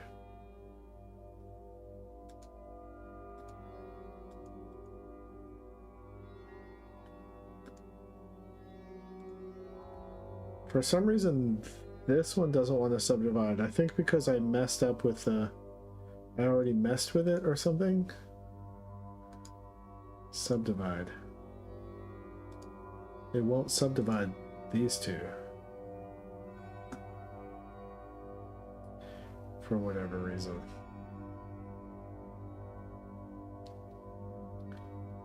Maybe if I go points. Oh, look, it did. subdivide the points. That's interesting. If I do subdivide, subdivide.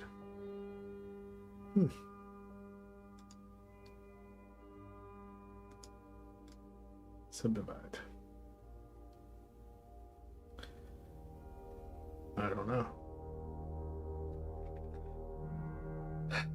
Okay, well, that's interesting.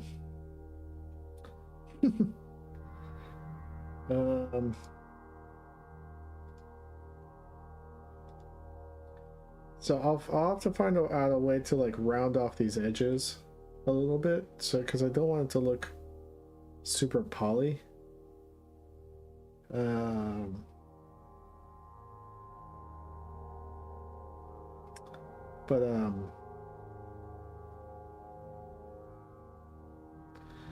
And I gotta figure out how to like manage my layers here. I don't know.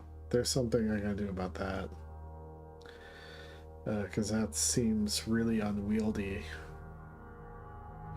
It'd be nice if the whole 3D object, all the 3D objects could go in a bin.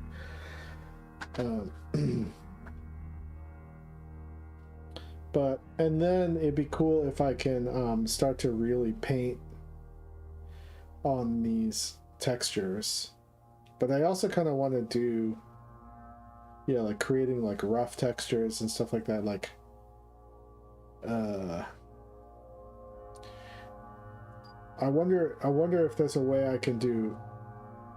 I don't know. I gotta figure out like what I want to do, how I want to approach this. Like, do I want to make these look like clay?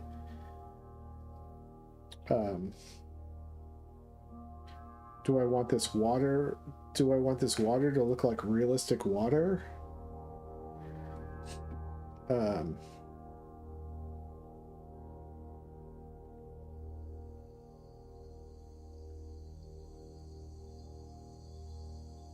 These are all questions I need to ask. I think what I need to do is like get together with a 3D Blender expert and really talk through it, you know, like dialing in the look so that I can just approach it that way in a really specific narrow aesthetic corridor, so I don't have to like know how to do everything. I just need to know how to do what I need to do.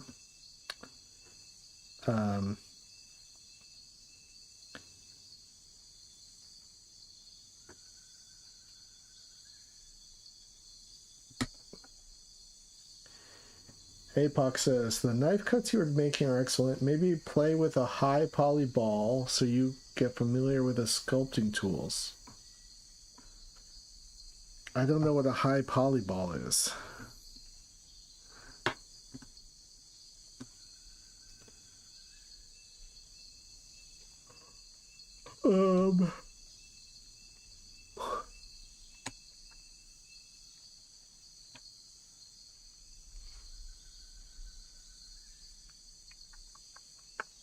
But I do think I'll probably need to raise all the platforms a little bit so that the water isn't hitting right at the edge of this environment, so I can get it to do waves and stuff. But, excuse me.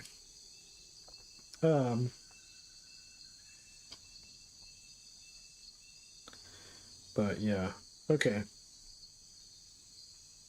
What I might do is take a screenshot of this and do a Photoshop paint over to see what I want to accomplish with all this stuff.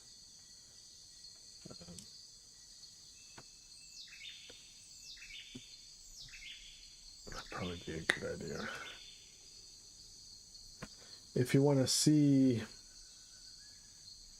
where is it?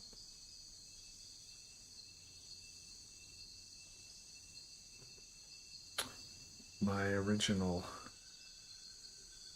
reference.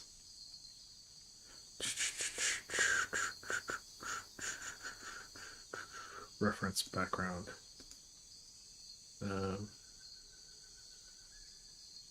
Well, that's not it.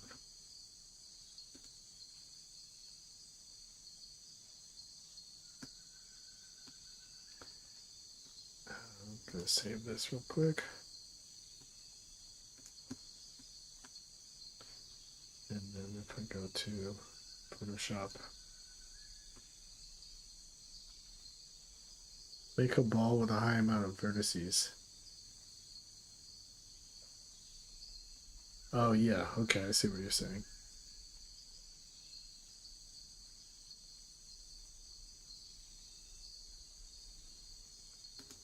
So.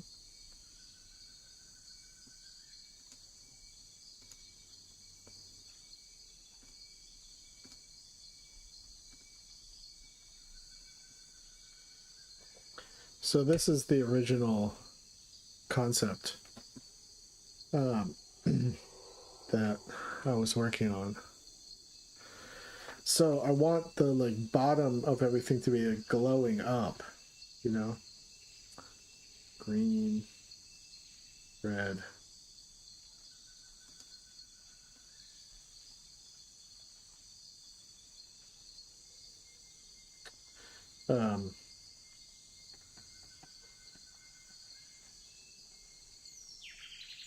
Green. Okay, I'll have to remember this color palette.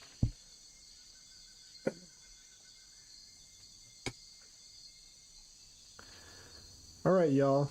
Well, I think I'm gonna call it for the night. It's like 11 o'clock. I've been streaming for almost 4 hours. But thanks for chilling with me and helping me learn Blender 3D. I'm just going to try to keep adding to my skill set here. Okay. Bye, everyone.